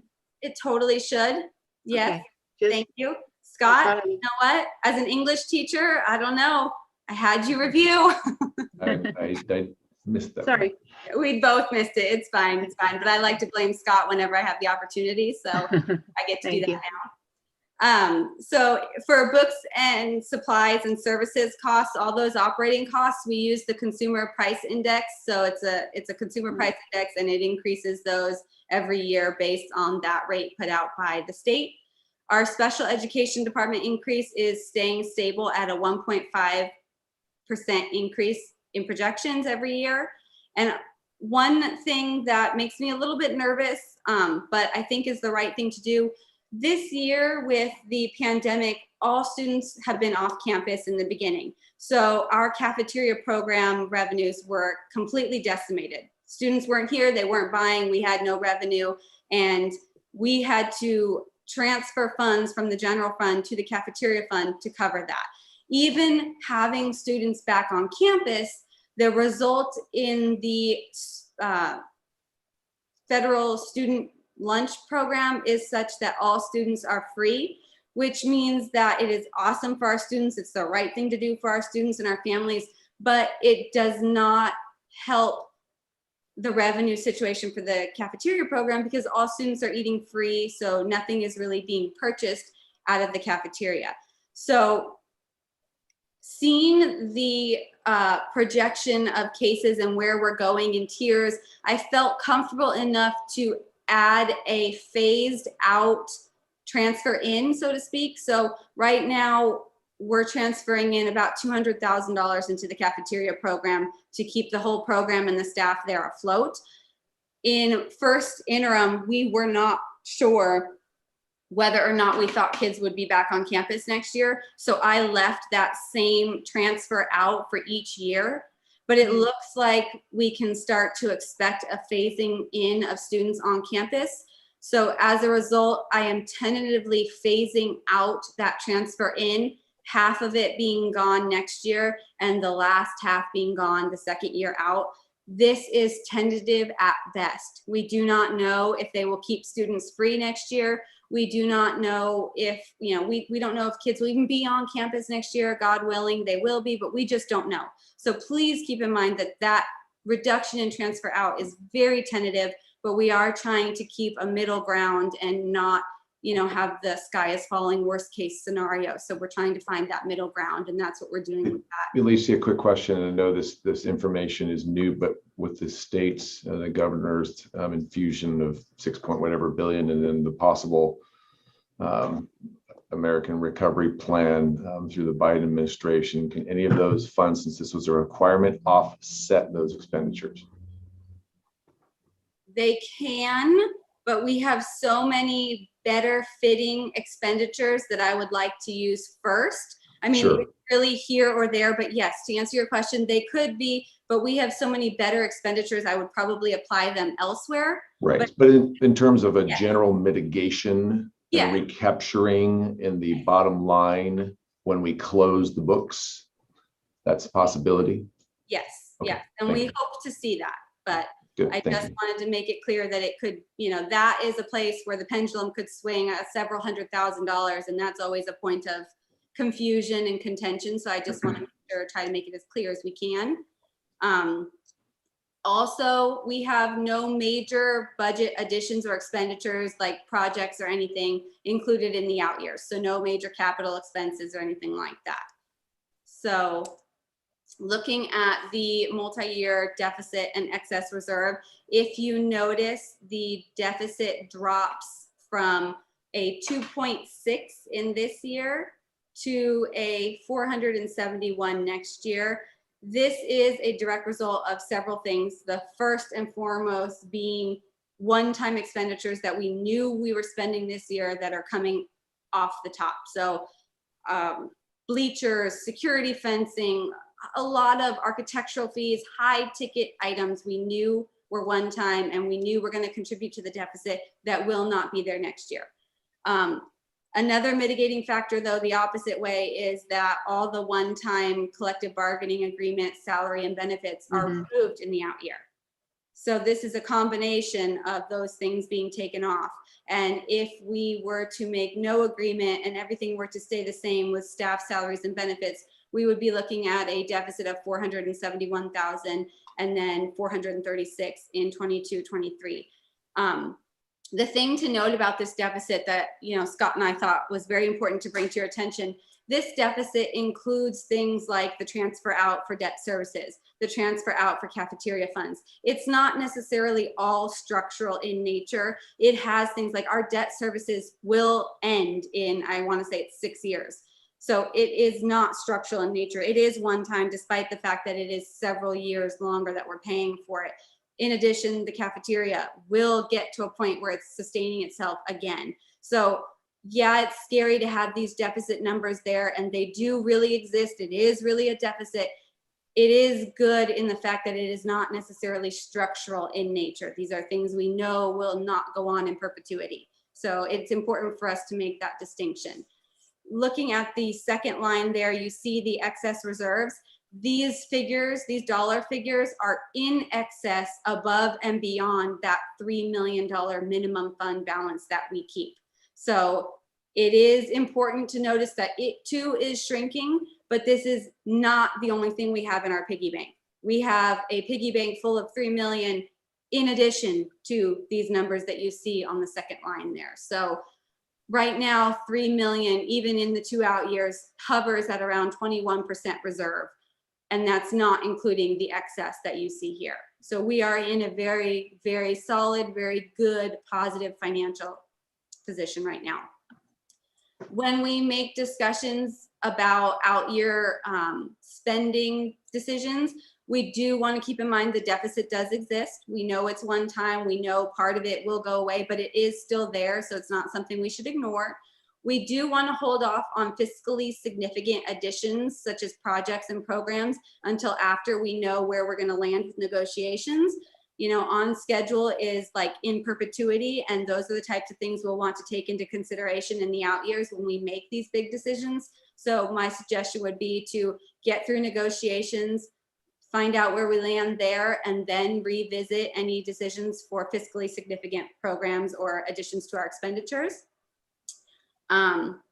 We already explained the cafeteria program. We explained the excess reserves. And another thing to keep in mind is when we receive Prop 51 dollars, we will then be subject to what is known as the Leroy Green Schools Act, which states that we have to annually transfer in 3% of our general fund expenditures to our deferred maintenance account. So this will mean that in addition to our normal expenditures, we need to add 3% on top of that we will have to transfer into our deferred maintenance account. So it's just another, increase to our expenditures that we have to make. And Prop 51 monies are restricted monies. They're restricted to construction, maintenance, and modernization. So those monies can only be used for those items. They can't be used to cover negotiations or settlement agreements or anything of the sort. It can only be for the construction type projects. So with that, are there any questions? Mouthful. But at least it's a good picture. It's nice to be able to give you guys a mouthful, but to be able to give you guys what I would consider a really good, solid, positive picture. Alicia. Yes, ma'am. So with that excess ending fund balance projected, when we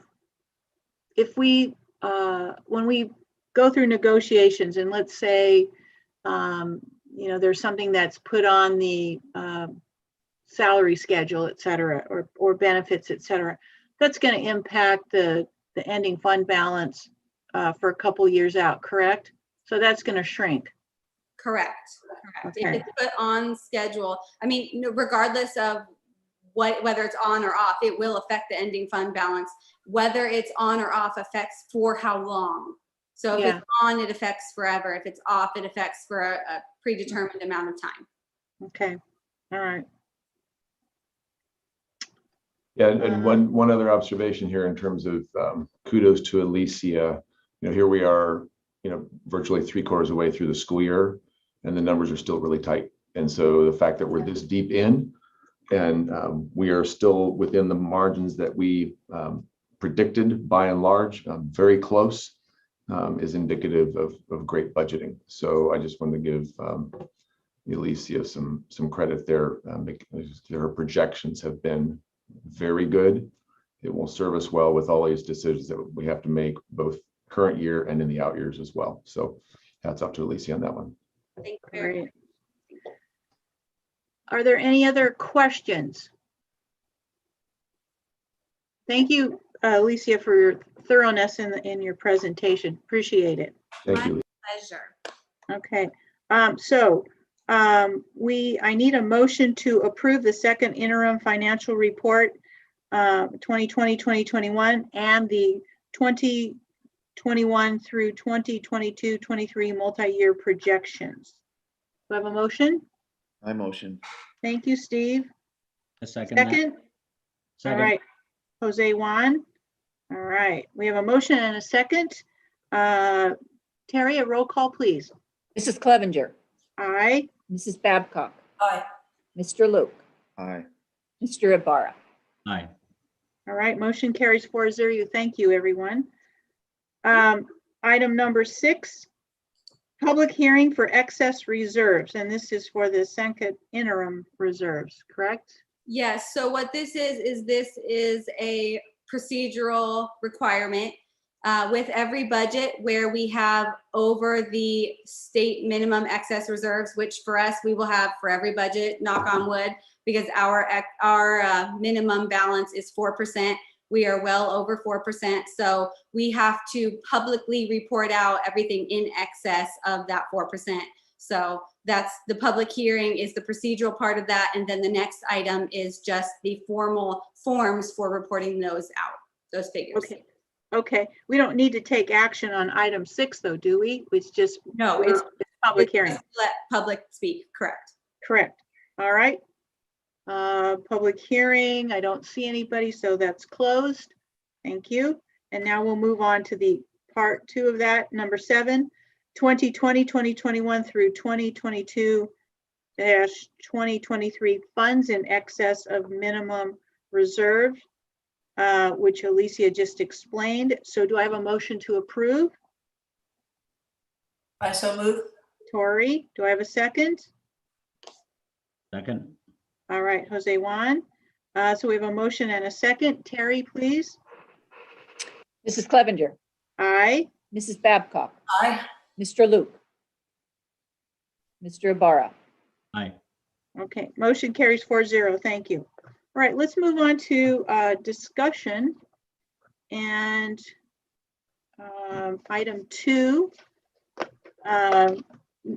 negotiations and sunshine proposals. Superintendent Corey, please. You're muted. I think this is There my you first go. rodeo. This could have been sort of as a public hearing item as well, but given that we are entering into negotiations, we are required to, we have 3 different bargaining groups, classified management, and it also includes confidential employees and also certificate faculty association. And so we are required to let the public know what are the areas that we are negotiating. And so those are reflected in those attached documents. The conversation will take place in closed session, but if there was any public comment, it is on the agenda for that purpose. But there's no discussion as a board at this point, but just for the opportunity for the public to have some input if they so choose. Okay. We don't need to go through the different items that each bargaining group is asking or sunshining? No, if the public wanted the opportunity to review those and make comment, they certainly could, but we have no Okay. public input on that, no public comment. Okay, great. Then we'll move on to item number 3, which is the digital instruction in the San Ynez Valley Union High School District. Scott? Certainly. So the purpose of this I'm sorry, agenda, Scott. Can I ask you a question on one of the sunshines? certainly. It is the 4th one. San Ynez Valley Union High School District Sunshine. When I click on it, the high school district would like to sunshine the following articles item for all employee groups: compensation, salaries, faculty association, health and welfare benefits. Additionally, faculty association. what is this, who is this pertaining to? The entire? So the first part pertains to all three groups that I referenced, and faculty association is just our teachers, certificated staff, non-administration. Okay, thank you. Good. Thanks for asking the question. So digital instruction, Scott.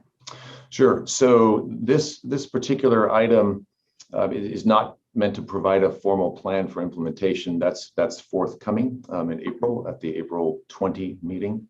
The purpose is to just be transparent with both the board and the public about district conversations involving digital instruction. You know, we have gone through a very unique and forced professional development session for our staff this last year via distance learning and also hybrid. Our students have also been put into place to engage in either distance learning or hybrid.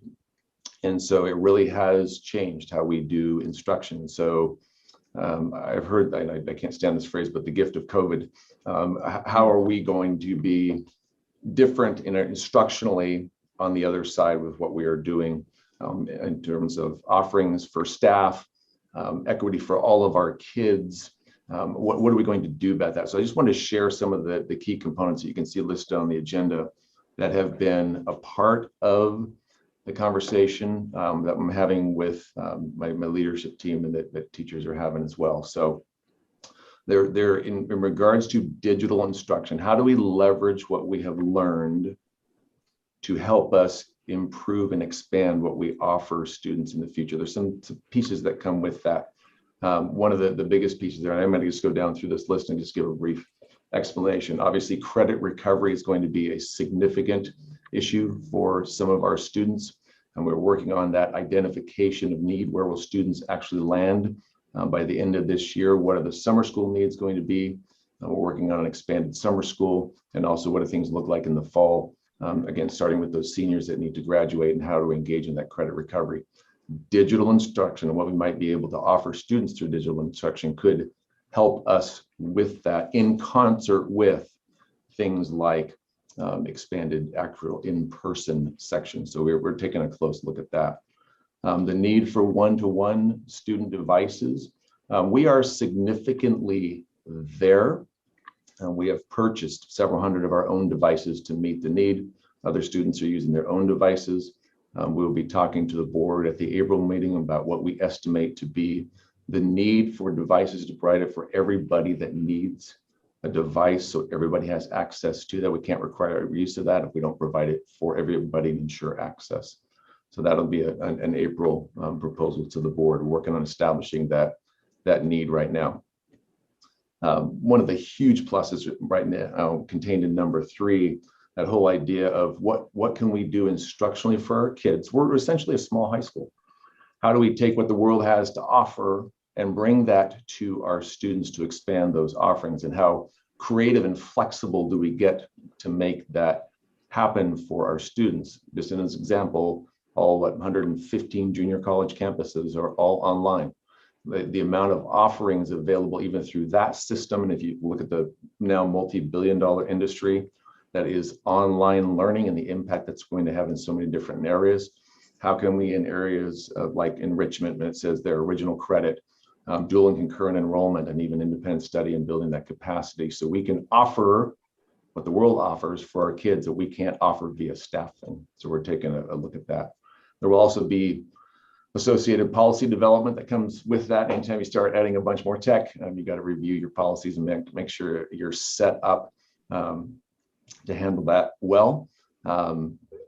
Mitigation of master schedule conflicts. Again, if a student wants to take certain classes that they can't because they're boxed out, if you will, in a master schedule, because in the master scheduling world, they're called singletons. It's offered one time, one particular period, and a student can't access that because they have another required class that they have to take. How do we blow that up a little bit? And what is our capacity for making that happen? Also exploring that. Number 6, data needs. The drill down now to ensure that we're meeting the right needs for all of our students. So some examples there, what are number of students that are credit deficient? Where do we actually land at the end of this semester and what subject areas? from a staffing in both digital online learning, what courses do we need more of? And this is a great question to explore, is there something we don't offer that students want or need? So we're looking at that capacity. How much can we grow that next year and then continue to expand that in the ensuing years? I just want to put that before the board. And if there are any questions or things that the board want to know or want to hear more about in terms of digital instruction, shame on us if we even think about going back to where we were before all of this and continue to do the same thing after this. We would be negligent if we did that. We have a tremendous opportunity in front of us. So these are the conversations we're having. I want to put that out there for the board, hear from the board if there's any feedback on that. I will be coming back in April with some of the nuts and bolts and how to move ahead with particularly the one-to-one devices and what some of those requirements will be there to make that happen. But comments and questions from the board on any of this? Comment. I'm really excited to see this because I think that this is getting back to what we as a board really want to do, and that is provide instructional programs for the success of all of our students. And we all know that kids learn at different rates, etc. But I think the fact that being able, because we're a small district with a limited number of staff, being able to offer more options, educational options and courses for our kids is huge. And shame on us if we don't do it. We offer on campus one language. Kids have to go elsewhere for other languages if they desire to. Different science courses, the technology courses, computer, literature, etc. I see it as endless, and I think this is fantastic, and I'm looking forward to hearing more details about it.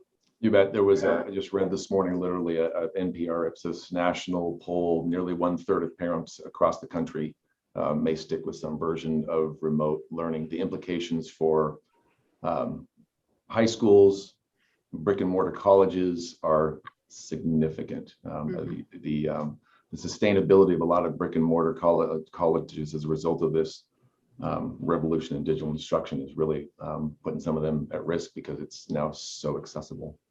Well, and the commitment to, excuse me, Tori, just for a second, and the commitment by the district to say there's an issue of equity so that if we put something out there of expanding our digital instruction, do all kids have access?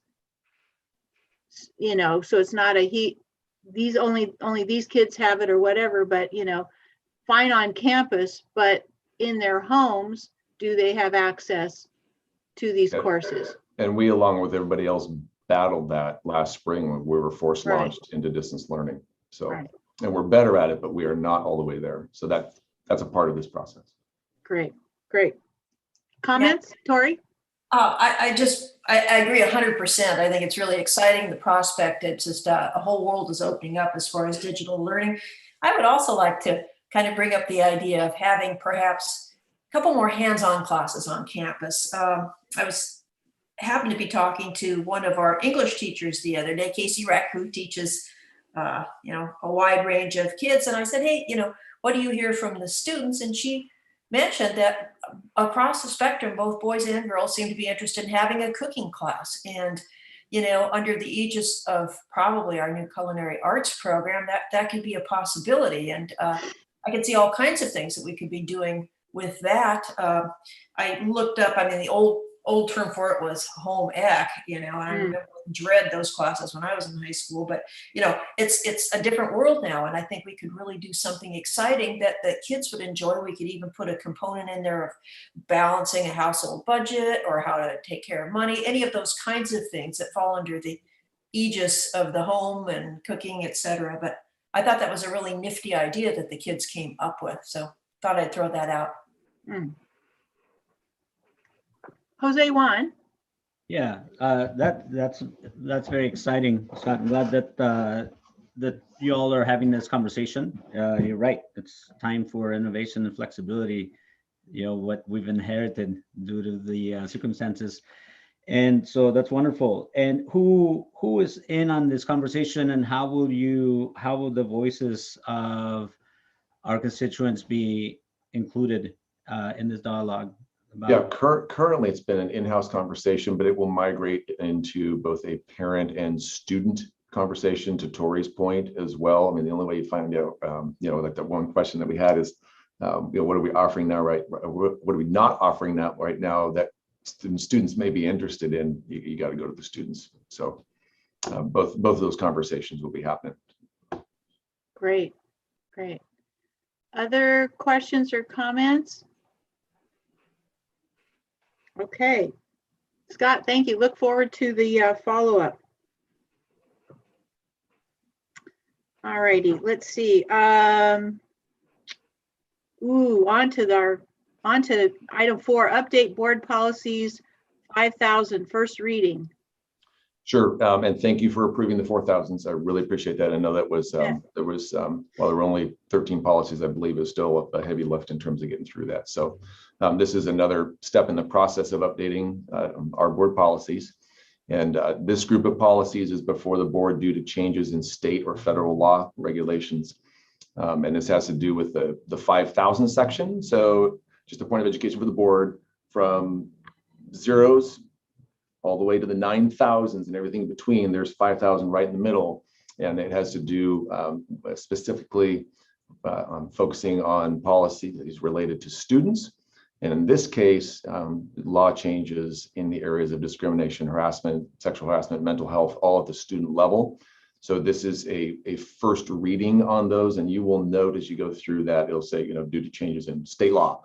And you'll see that in all caps in some cases, in some of those places. So are there any questions regarding these policy updates that I can answer for you right now? I would like to make the comment that I appreciate what I call the cheat sheet, the guide. Yeah, it's a great place to start. Keep those coming. Yep. Okay. Yep. Sure will. Thank you, Any Terry. Thank you, Terry. She's been really helpful in getting us in there. So we by the way, we will be after we get just another step further in the process. I think that Terry can backfill me here on this, but we'll be going to a digital version of making this happen too. So Terry, Jen, and Dad. Yes. Great. Thank you. And that'll make Terry's world much easier too in a digital version. But it'll have all of these just digitally. So that'll be great. Great. Are there any other comments on the board policies 5,000? Okay, well then, are there any, going to item J, are there any board comments or correspondence this evening? Steve?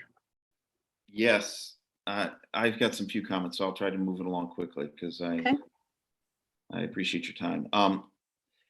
In joining this board, and I don't claim to be an expert on school boards by any means, we all have to adhere to the Brown Act, and I've had a big concern in respecting the spirit of the Brown Act, which is to keep public meetings in public. This is a public high school. This high school is funded by the taxpayers of California and primarily the San Ynez Valley. It is all of our schools. It's not mine. It's not anyone on the board. It's not the superintendent. It's everyone's school. And these meetings, once a month meetings, we have to be in public as much as possible.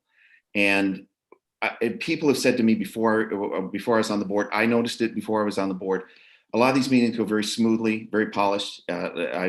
Someone just recently told me no one ever asks any questions. It just moves along. Tonight, there's been a lot of discussion, which I think is excellent. But when it comes to a lot of the consent agenda items, boom, we're done, let's move on.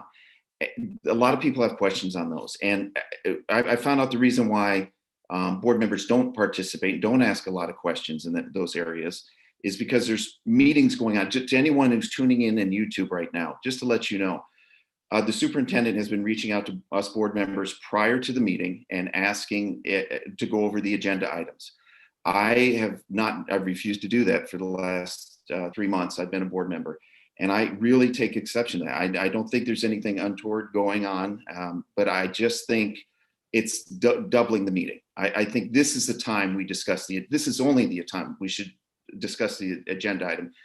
But with this important distinction, if as board members getting the agenda on the Friday before the Tuesday meeting, we have any questions that we can reach out I hope we could reach out to directly to Alicia, but Scott doesn't want that to happen. So he's the sole person that we reach out with any questions to clarify, so we can do our homework, so we can come with some good questions.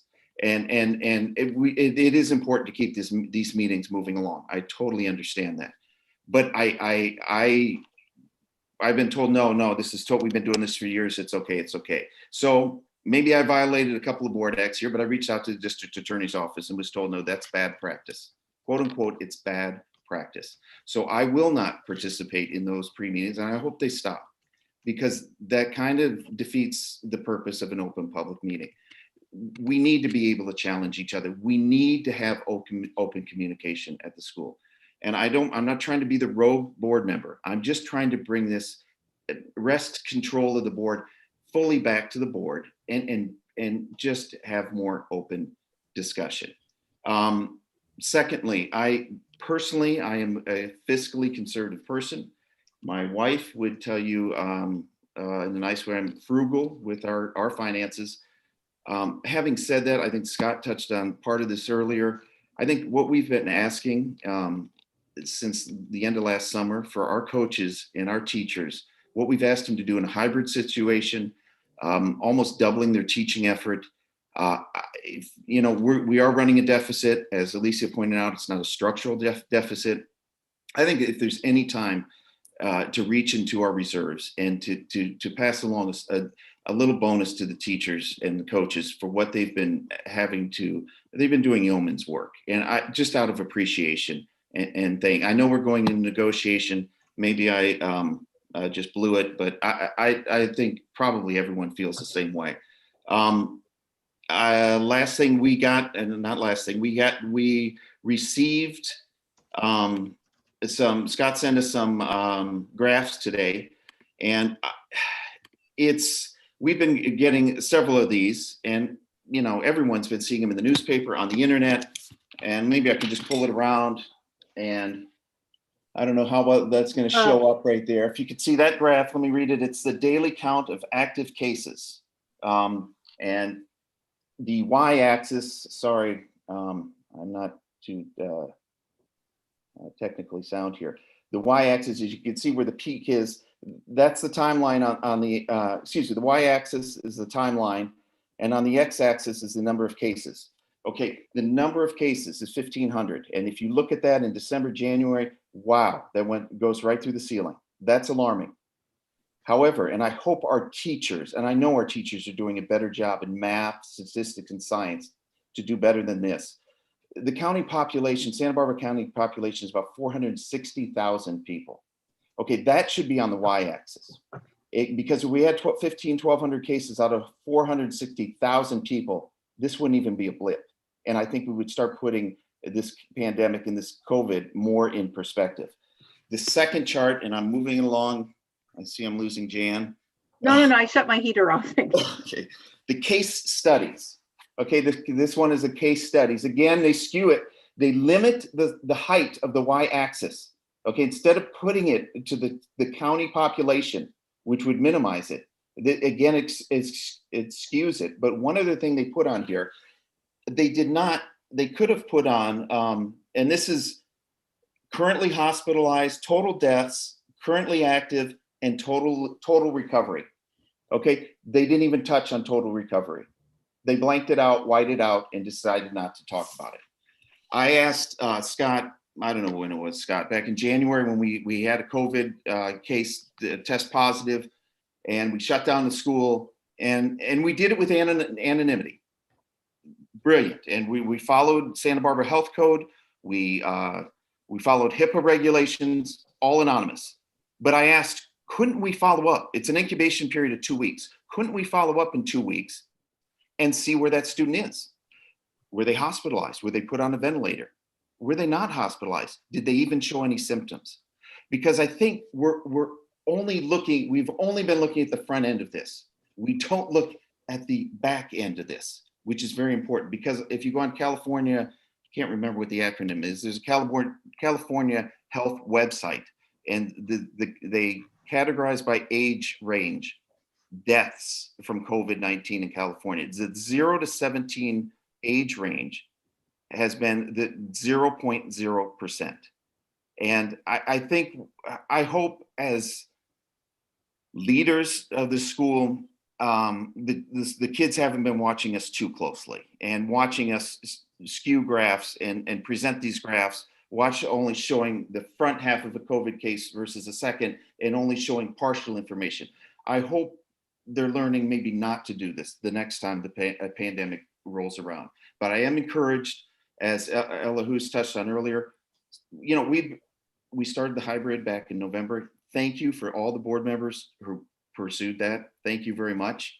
The sky did not fall. The sun came up every day, and we moved forward. And now sports has started, and I am very encouraged because most states have been allowing sports to happen for a long time now, since September, most of them. And again, the sky's not falling and the sun's been coming up. So I think we're now, with vaccines are rolling out. Scott said that CVS, Rite Aid approached us and are giving vaccines to our educators or to our teachers.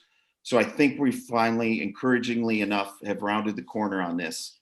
And I just want to say one other thing here. I missed it on the consent agenda. We had an excellent, I thought, outstanding counselor come here, Emily Stone. I see she's resigned already. Is that true? Yes. Did we do an exit interview? We lost a history teacher too. I understand, a great young history teacher. Do we ever do exit interviews with these people? Yeah, and you're getting into personal items that we can't talk about in public. No. I'm not asking her birthday, social security number, why she would. I'm asking, do we do exit interviews? It would be a yes or a no. Yes, Steve. Yes, we And do. we cannot have. That's all I ask, Scott. You Okay. continually read into what I'm asking. No, Emails, and now it was a yes or no question. That's it. We need to be I'm not cautious asking the about public why conversations that we have about personnel in open session. Steve, I'm asking if we do exit interviews. The answer was yes. Done. That's it. Yeah. Okay. Thank This you. is what you continually do Thank you, through emails, Steve. Scott, and you're not learning. Steve, stop. Please, Jan. Thank you.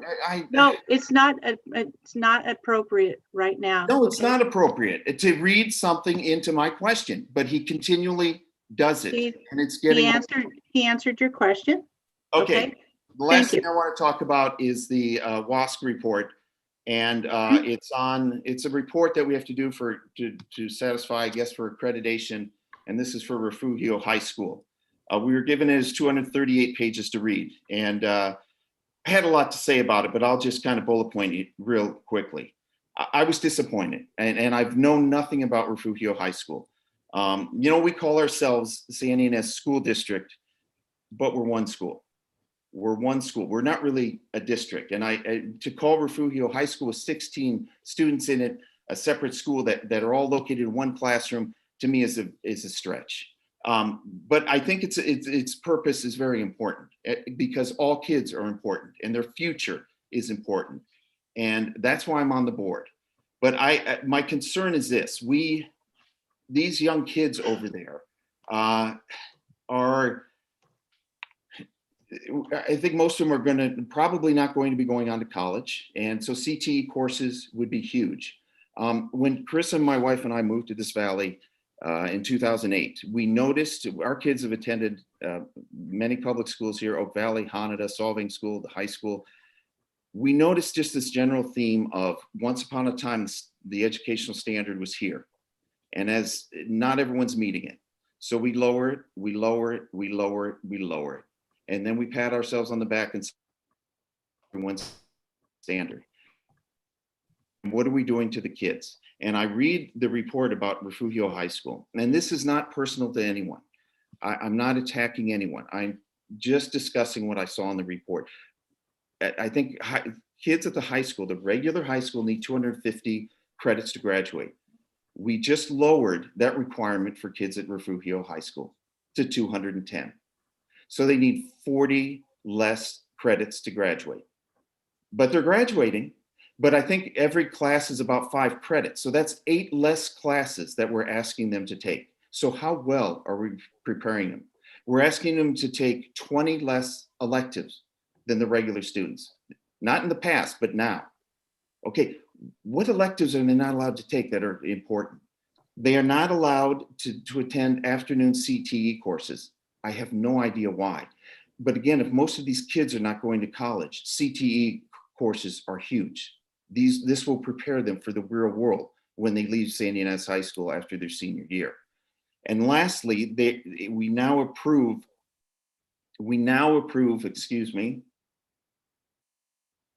work study to replace those missing CTE courses.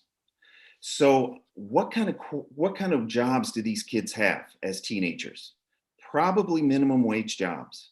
And what we're saying to them is, you don't need a welding class. You don't need an automotive mechanic class, a plumbing course, electrician's course. Your minimum wage job at the fast food outlet, we're going to give you credit for that, and we'll let you take less CTE courses. This makes no sense to me, and I think we need to discuss this. The pool's important. The theater is important. Going over the interim budget's important. This is today, because we have 16 young people at that school that we're trying to get them prepared for the real world, trying to get them to succeed. And I am becoming very frustrated as a board member, because when I asked people on the board or the leader of the board or the superintendent, can we discuss these things? It's going nowhere. So I'm going to use my time. I'm sorry to take your time in this open meeting to see if we can start discussing those things. Maybe we can call a special session for that. We do it for board member behavior. We do it for DUIs. We do it for lawsuits. Maybe we could start calling special meetings for that. And one last thing. I asked if we could, I've talked about this before. We have a great disparity between Latino and non-Latino kids on this campus. And it's not happening now as it normally does pre-COVID, where they divide up at lunchtime. I think this is huge. Again, this is not a budget item. This is, if we step back and look at it, this is a cultural problem. But we are one school in one community. I've asked it to be put on the board. I was told no for this time, and we'll think about it for next time. I would love to see it on the next board meeting agenda, because not one person can shoot it down. We all, as board members, it seems to me, should have the opportunity to say yay or nay, not just one board member. But this is huge, and we need to start acting, but we need, again, like I said the last meeting, a little more sense of urgency. These kids don't have the luxury to wait around 4, 5, 6 more years, because some of them are graduating in a couple of months and others will be following quickly. Thank you for your time. Thanks, Steve. Okay, are there any other comments or correspondence from board members? All right. Yes, I'm sorry, one more. Alicia, thank you. I've been asking Scott for that information, and boom, you sent it to me like that. And I appreciate it. I knew it could be done. So thank you very much. It's out of context, Steve. Okay. Let's go on to our board matters. Our upcoming meeting, I want to remind you, is April 20th. All right. Please make sure that you have that on your calendar. And with that, Terry, we're going to go to closed session. The time is